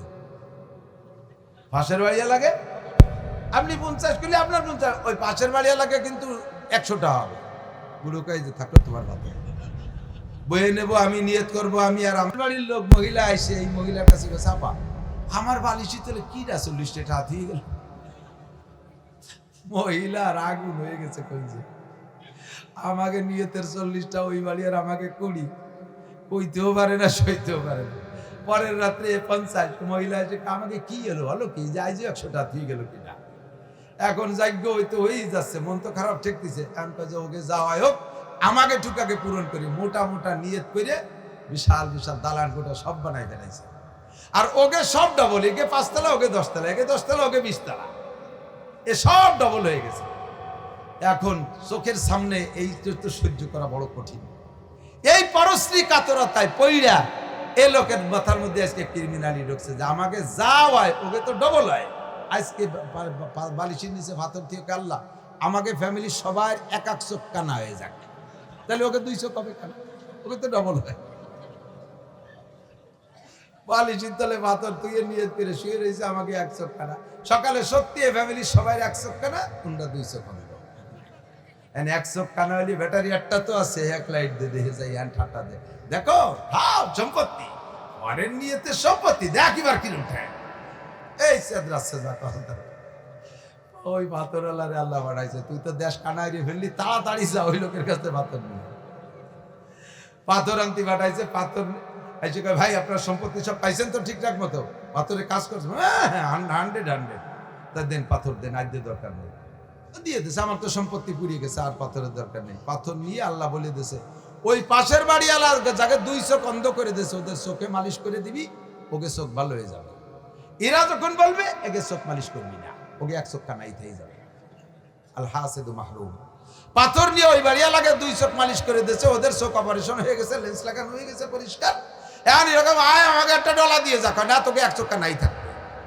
শয়তান, পরের ভালো দেখতে পারো না, পরের ভালো দেখতে পারো না।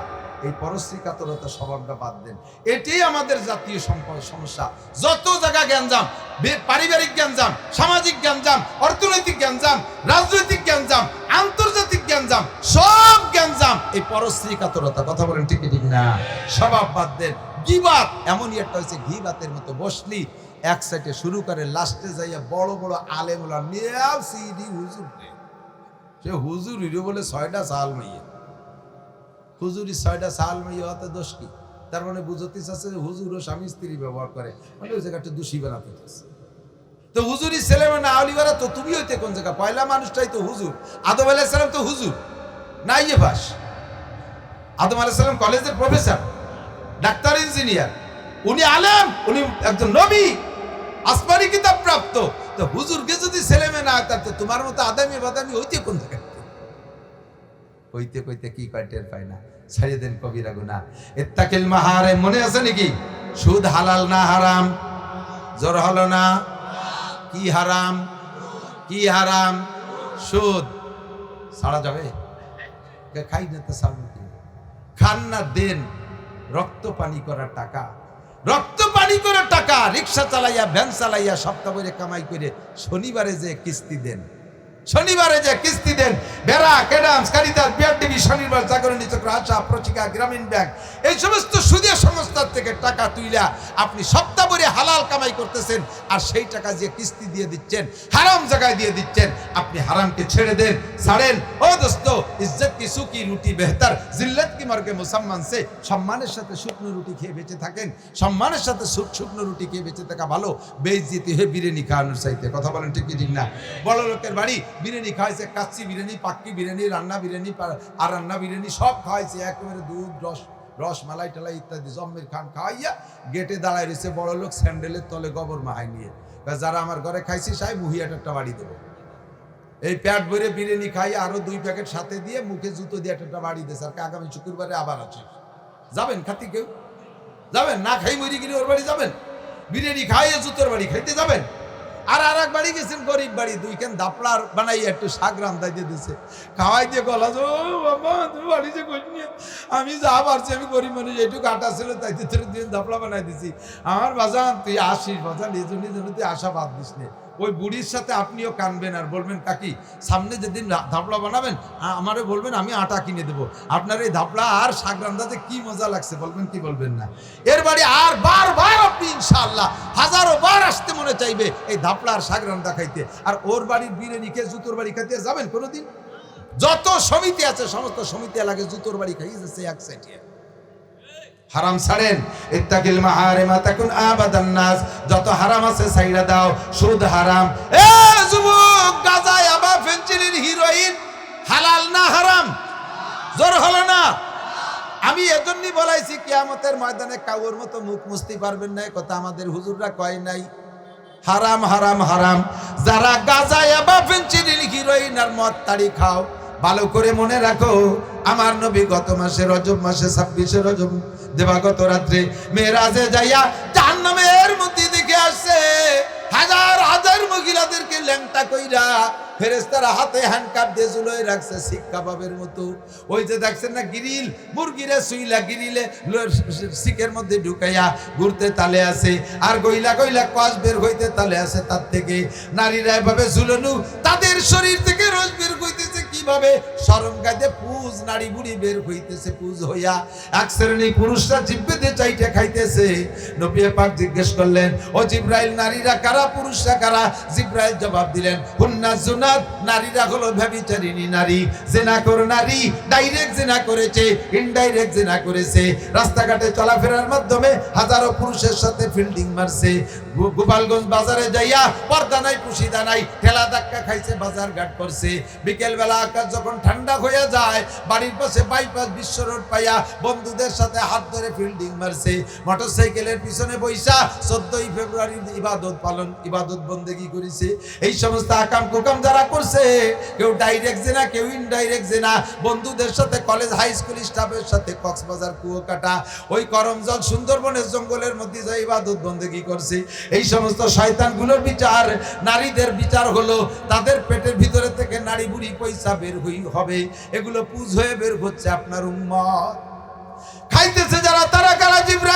জিব্রাইল জবাব দিলেন, হুজুর এরা 2 শ্রেণী পুরুষ। একদল হলো হুমুজানি, ব্যভিচার পুরুষ, জিনাকর পুরুষ। জিনা করছে তওবা করে নাই, জিনা করছে তওবা করে নাই, বয়ান শোনার পর আল্লাহর ভয় ভিতরে আসে নাই, আবারও জিনার নেশায় ঘুরছে। এই সমস্ত পুরুষরা বিনা তওবায় মারা গেছে। এদের শাস্তি নারীদের শরম গাদে বের হওয়া পচা পুষ খাইবে। 2 নম্বর কারা? কয়হুম শারিবুল খামার, আপনার উম্মতের মদখোর, গাঁজাখোর, নিশাখোর যারা আছে, এ নিশাখোর গোপালগঞ্জেরা মনে রাখ, ভালো করে মনে রাখ, খোদার কসম, আল্লাহ যদি সত্য হয় তার নবীও সত্য, নবী যদি সত্য হয় তার বাণীও সত্য, তার বাণী যদি সত্য হয় আমার বয়ান সত্য। বিশ্বাস কর, ফাসাউফা তারা ইদান কাশাফাল গুবারু আফারা সুনতা হাতা রিজলিকা আমে হেমারো। অন্ধকার কাইটে গেলে বুঝবি ঘোড়ার পিঠে বসা না গাদার পিঠে বসা। মরা তোর একদিন লাগবেই লাগবে, আজ মরিস আর কাল মরিস, মরাই লাগবে। সেই দিন বুঝবি এ কথাগুলো সত্য না মিথ্যা। মদ, গাঁজা, ইয়াবা, ফেনসিডিল হালাল না হারাম? ছাড়া যাবে? ছাড়া যাবে? জাত প্রতিজ্ঞা করো, এতে জীবন যৌবন সব ধ্বংস করে দিচ্ছে, জীবন যৌবন সব ধ্বংস করে দিচ্ছে। বেহায়া ছবি দেখা, ফেসবুক ইউটিউবে ল্যাংটা ছবি দেখা, জেনার ছবি দেখা, প্রস্কটারের ছবি দেখা, দেশ বিদেশের বেহায়াদের ছবি দেখা, হালাল না হারাম? নবী কয় ইত্তাকিল মাহারিম, ছাড়িয়ে দাও এই হারামটাও, ছাইড়া দাও এই হারামটাকেও। ও আমার অফিসিয়াল যারা আছেন ভাইরা, অল্পের ভিতরে আল্লাহ রুজির বরকত দেবে, বড় বিপদে পড়বেন না, ছেলে মেয়ে ভালো হবে ইনশাআল্লাহ, ইমানি চেহারায় মরতে পারবেন। যারা যে অফিসিয়ালে আছেন, ঘুষ পদ্ধতিটা ছাইড়া দেন, ঘুষ খাওয়া ছাইড়া দেন, ঘুষ খাওয়া ছাইড়া দেন, আল্লাহর কসম পায়ে ধরে হাতে ধরি ঘুষ ছাইড়া দেন। নবী পাক বলে মেরাজের রাতে জাহান্নামে গিয়ে দেখি আর রক্তের একটা সাগর, রক্তের একটা সাগর, শুধু রক্ত না, ওই রক্ত থেকে আবার আগুন শৌলা মারে উঠতেছে। রক্তের সাগর থই থই করতেছে, আবার সেই ঢেউয়ের ভিতর দিয়ে আগুন উঠতেছে। মাঝখানে মানুষ কিনারে আসার জন্য সাঁতার, কিনারে আসে ভাব, ইতিমধ্যে পাশে কিনারে সাগরের পাড়ে একটা লোক দাঁড়ানো, ওর সামনে পাথর, বড় বড় পাথর স্তূপ করা, ওখান থেকে পাথর দইরা ওই লোকটার নাকে মুখি মাইরা দেয়। কিনারে ওঠে ওঠে ভাব, এই পাথরের আঘাতে আবার সে যতদূর ছিল তত দূর চলিয়া যায়, আবার আসে, আবার মারে, মারতেই তালে আছে। হুজুর বলেন জিব্রাইল এরা কারা? জিব্রাইল কে হাউলায়ে আকেলাতুর রুশা, এরা হলো আপনার উম্মতের ঘুষখোর উম্মত। নামাজ পড়ে, রোজা রাখে, এত বড় দাড়ি, কপালে টিক্কি হয়ে গেছে, মেহেদি লাগাইয়া পুপপাড়া লাল করে ফেলাইছে, একেবারে আউল লোকটা ইমাম বরাবর মাঝখানে যে দাঁড়ায়, আবার টেবিলে ফাইল গেছে, সই করে না, মালনাওয়ালি তাল হচ্ছে না, বারবার ঘুরতি ঘুরতি নাই করে সই করানোর জন্য। এবার উনি কয় যাও, ওই পাশে একজন দাঁড়ানো আছে, ওর সাথে একটু দেখা করি আসো। উনার আবার একটা মুনকার নাকি দাঁড়ানো আছে, ফেরেশতা পায়খানার ওই পাশে, তার সাথে মুসাফা করলে সই হয়ে হালাল হয়ে যায়। মরা লাগবে দুদু, চাচু মরা লাগবে। ইত্তাকিল মাহারাম, ছাড়ো ঘুষ, জ্বালায় দিও না গোপালগঞ্জকে, বাংলাদেশকে জ্বালায় দিও না। যারা যে ডিপার্টমেন্টে আছো ঘুষ ছাড়ো, হারাম। তুমি ঘুষের টাকা দিয়ে হজে যাবা, আল্লাহ কয় তোরে লাথ হইয়ে মক্কাতে বের করে দেবে। ঘুষের টাকা দিয়ে হজ, সুদের টাকা দিয়ে হজ, ঘুষির টাকা দিয়ে কুরবানি, 10 গরু 20 গরু, গরু তিতরে ফাড়াই মারি ফেলাই দেবে। ইত্তাকিল মাহারিমা তাকুন আবাদান নাস, বেপর্দা হালাল না হারাম? জোর হলো না? বেপর্দা করা হালাল না হারাম? ছেড়ে দাও হারামকে, তাকুন আবাদান নাস। জিনা হারাম, বেপর্দা হারাম, চুরি হারাম, ডাকাতি হারাম, সুদ হারাম, ঘুষ হারাম, ব্যভিচার হারাম, পরের জমি দখল করা হারাম, আইলটেলা হারাম, যত হারাম, টাকনু পর্যন্ত পুরুষরা টাকনু সে কাপড় পরা হারাম, দাড়ি কাটা হারাম। বলেন দাড়ি কাটা? কই নেই সবাই দাড়ি কাটা? আরে আমল করেন, পরে করবেন ইনশাআল্লাহ, আগে আজকে স্বীকারটা করেন দাড়ি কাটা হারাম। এই হারাম ছাইড়া দেন। দাড়ি কাটা মানুষ নবীর সুপারিশ পাইবা না, আল্লাহর কসম পাইবা না। দাড়ি কাটার কারণে 50,000 বছর জাহান্নামে পোড়ার পরে এই গুনাহ মোচন হবে, তারপরে তুমি যা নবীর কাছে সুপারিশ পাইবা। ও বন্ধুরে, দাড়ি কাটা হারাম ছাইড়া দাও, দাড়ি কাটা হারাম ছেড়ে দাও। ইত্তাকিল মাহারিমা তাকুন আবাদান নাস। আর সাড্ডি হলো ওরে বাবা, দি কত রাতি তো মনে নেই, বলবো মনে থাকবে? 5টা ওসিয়াত আমিও করছি, হুজুর আবু হুরায়রা কাছে, আমি আপনাদের একটা মনে থাকবে তো? 2 নম্বরে, সবচেয়ে বড় লোক হতে চাও কে? আমি চাই সবচেয়ে বড় লোক হবো। হুজুর কইছে সবচেয়ে বড় লোক হবা, তাহলে আগনা মানে সবচেয়ে বড় লোক। আমি সবচেয়ে বড় লোক হইতে, আমি সবচেয়ে বড় লোক এজন্য হতে চাই না যে লন্ডনে একটা বাড়ি করব, আমি কানাডা বাড়ি করবো। বাংলাদেশের থেকে কানাডা বাড়ি করতেছে না, এই সো কালাডাকে কাছে টাকা চুরিয়ে নিয়ে কানাডা বাড়ি বানাচ্ছে। এই বোঝেন এই কথা রে? বিদেশে কানাডা এক দেশ আছে না, কানাডা, এই দেশে আমাকে সোকা লাগে কাছে শহীদুল দিয়ে টাকা নিয়ে ওই কানাডা বাড়ি বানাচ্ছে। কানাডা বাড়ি বানাবো না, আমেরিকা জাপান বাড়ি বানাবো না, সুইজারল্যান্ড বাড়ি বানাবো না। এর জন্য আমি বড় লোক হতে চাই না। আমার যদি 2 পয়সা হয়, পরান ভরে একটা মাদ্রাসা করব, সুন্দর একটা মাদ্রাসা করব, এই আশায় আমি বড় লোক হতে চাই। আপনি কি বড় লোক হতে চান? নবী পাক বলেন, তুমি যদি সবচেয়ে ধনী হতে চাও, অর্দা বিমা কাসামাল্লাহু লাকা তাকুন আগনান নাস, আল্লাহ তোমারে যা দেছে তারপর সন্তুষ্ট থাকো, তাহলে তুমি বড় লোক। বোঝে নাই কথা? আল্লাহ যা দেছে তারপর সন্তুষ্ট, নইলে তোমারে সারা দুনিয়া দিলে তুমি বড় লোক হতে পারবে না। পরিষ্কার হাদিসের তরজমা এরকম আসছে, হুজুর বলেন বনি আদমের পেট কবরের মাটি ছাড়া কিছুতে ভরতে পারবে না। যদি কেউকে সারা দুনিয়ার মালিক বানায় দেওয়া হয়, একজন মানুষকে সারা পৃথিবীর মালিক বানায় দেওয়া হয়েছে, ওই লোকটার কাছে জিজ্ঞেস করবেন, ভাইরে তোমার তেমন আল্লাহ সারা দুনিয়ার মালিক বানায় দিছে, এত বড় সম্পত্তি পাইয়ে তোমার মনের মধ্যে কিরম ঠেক, একটু তোমার অভিব্যক্তি জাহির করো তো। ও কি কবে জানেন? যে ক বাড়ি এই একটা দুনিয়া দিয়ে কি হয়, ছেলে মেয়ে আত্মীয় স্বজন যা হয়েছে একটা দুনিয়ায় কি হয়, আর একটা দুনিয়া হলে কোনো মতে চলা যাবে। তাহলে এ লোকরে আর বড় লোক বানানো সম্ভব? কথা না, হ্যাঁ? আল্লাহু আকবার। দাঁড়াও সেকেন্দার সে ও মর্দে ফকির আওলা জিসকি ফকিরি মে বুয়ে আসাদুল্লাহ। আল্লাহ যা দিয়েছে ফকিরের শুকর আদায় করে আলহামদুলিল্লাহ। গতকাল 300 পেয়েছিলাম, আজকে 350 পাইছি আলহামদুলিল্লাহ। এই ফকির বড় লোক, আবার ওই বড় লোক জীবনেও বড় লোক হতে পারবে না। মাদ্রাসার জন্য কালেকশনে দিয়ে চাই, ভাইজান এবছর আমি একটু বিল্ডিং করতে চাচ্ছি, মাদ্রাসা আবাসিক ঘরবাড়ি। আমার সুলতানশী মাদ্রাসা ছাত্র বেশি হয়ে গেছে, সুতি দেওয়ার জায়গা নেই, ভাঙ্গা ভাঙ্গা টিনের ঘর। আমি সারা বাংলাদেশে প্রসিদ্ধ মানুষ, কত শিল্পপতি কোটিপতি আমার সাথে পরিচিত। আমার এই ব্যাপারে আমার সাথে কেউ সাক্ষাৎই করে না। আমার ছাত্রকে সেই ভাঙ্গা ভাঙ্গা কুড়ি ঘরের মধ্যে রাখে। একজন যে কলম, ভাইজান আল্লাহ তো আপনারা কম দেয়নি, মাদ্রাসা একটু বিল্ডিং করবো, একটু রড নট কয়, হুজুর কিচ্ছু নাই, কিচ্ছু। এমন ভাবে মুখ চাইছে শুনে কইলো, মনে হয় ওরে 10টা টাকা দিলে খুশি হয়।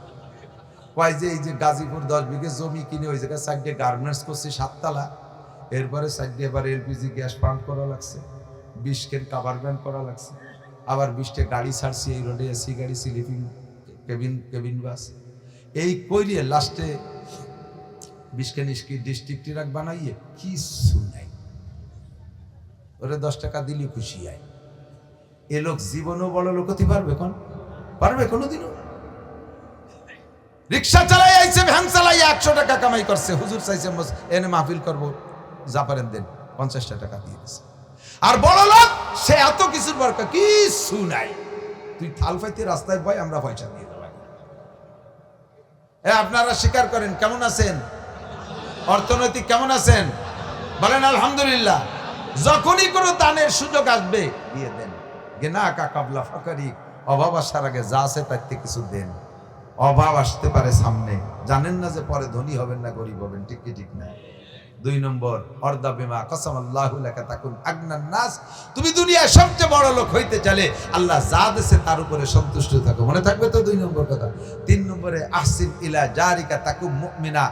শহর অঞ্চলের মানুষ খেয়াল রাখবেন, প্রতিবেশীর সাথে সৎ ব্যবহার করো, প্রতিবেশীর সাথে সৎ ব্যবহার রাখো, তাহলে তুমি মোমেন হবা, সর্বশ্রেষ্ঠ মোমেন। প্রতিবেশীর সাথে সৎ ব্যবহার রাখা বড় কঠিন।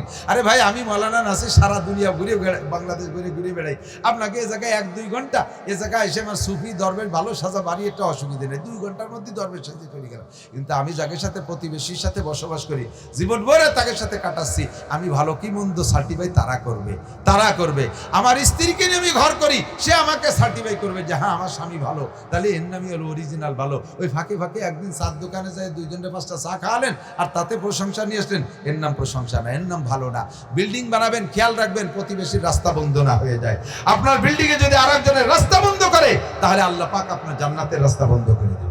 বিল্ডিং বানানোর সময় আপনার খেয়াল রাখবেন যে আপনার বিল্ডিং এ পাশের বাড়িওয়ালাদের বাতাস বন্ধ না করে দেয়। আপনার 10 তলা বানাবেন আর ওবিটার 20 ঘরের মধ্যে থাকবে, তার কি বাতাসের দরকার নাই?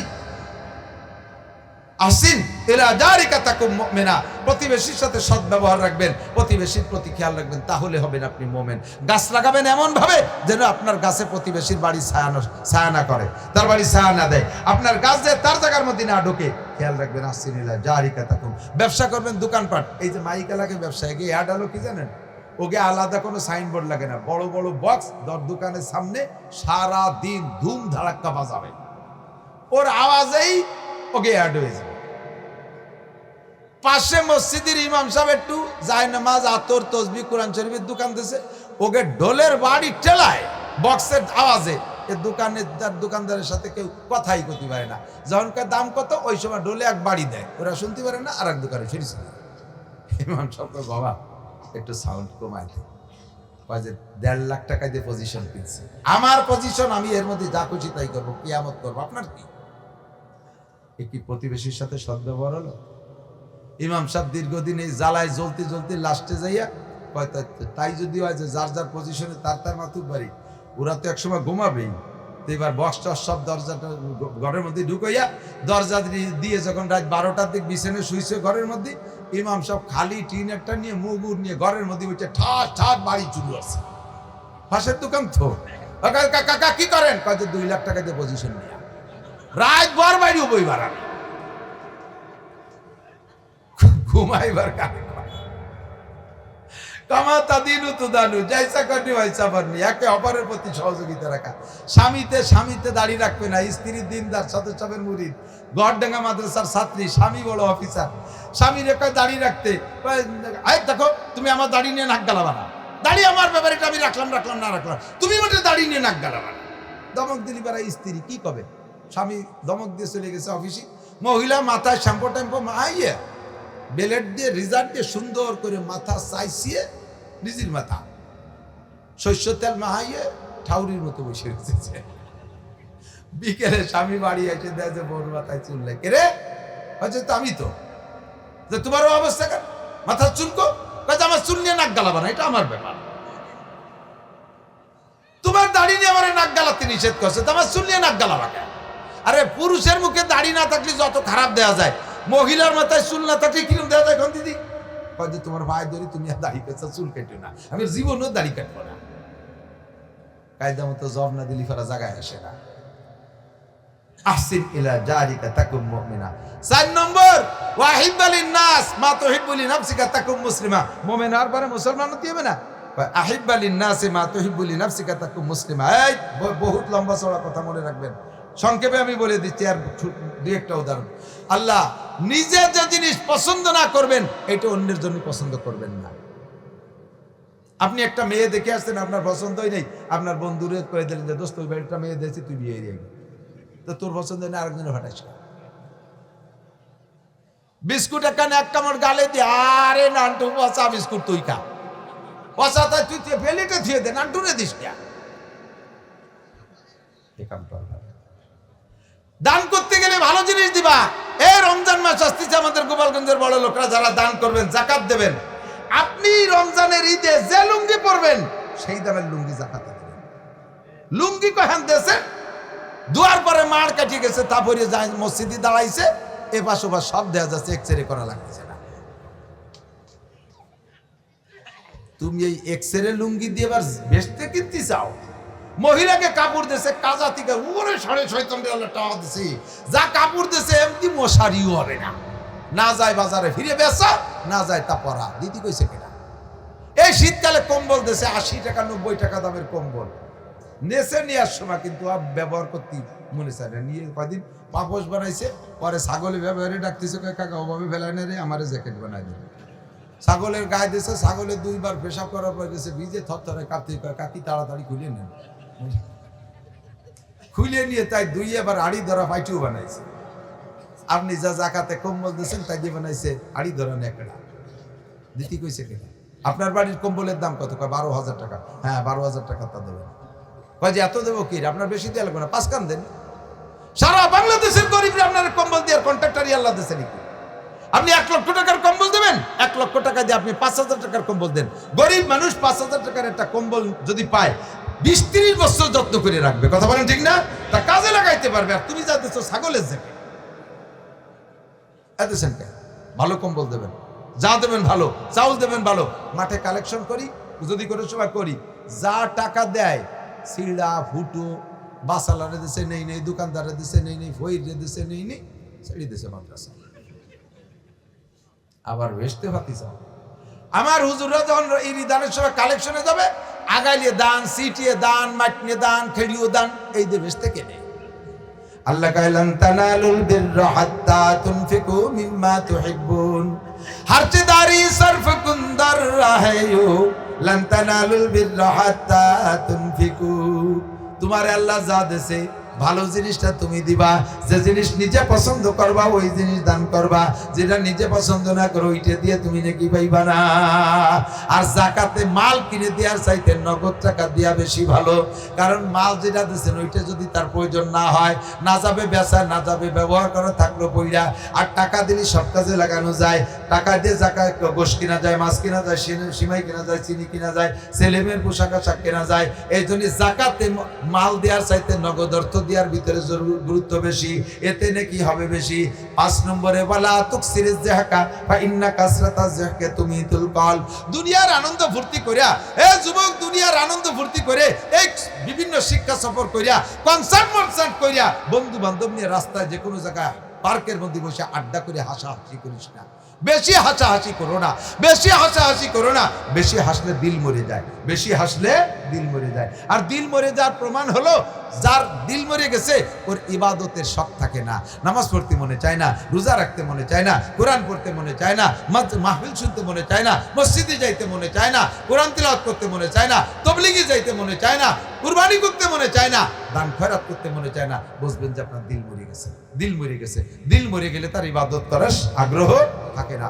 আল্লাহ তাআলা আমাদের এই 5টা কথা নিজেকে আমল করা তৌফিক দান করে, বলেন আমিন। এবং এই 5টা কথা নিয়ে আমরা চায়ের দোকানে বসে আলোচনা করবো, পারা যাবে না ইনশাআল্লাহ? অফিসে যে আগামীকালকে ভাইরা বলবেন, দোকানে কর্মচারীরা আছে তাদেরকে নিয়ে বলবেন, এই 5টা কথা আমরা একটু আমলে আনার চেষ্টা করি। 1 নম্বরে সমস্ত হারাম ছেড়ে দেব। 2 নম্বরে আল্লাহ যা দিয়েছে তার উপরে শুকর আদায় করবো, আলহামদুলিল্লাহ। 3 নম্বরে প্রতিবেশীর দিকে খেয়াল করিয়া ব্যবসা বাণিজ্য সংসার মংসার সব করবো, ঠিক না আল্লাহ? 4 নম্বরে নিজে যা পছন্দ না করি অন্যের জন্য তা পছন্দ করব না। 5 নম্বরে বেশি দুনিয়া নিয়ে আনন্দ ফুর্তি করে হাসাহাসি করব না। আল্লাহ তাআলা আমাদের কথার পর আমল করা তৌফিক দান করে, সবাই বলে আমিন।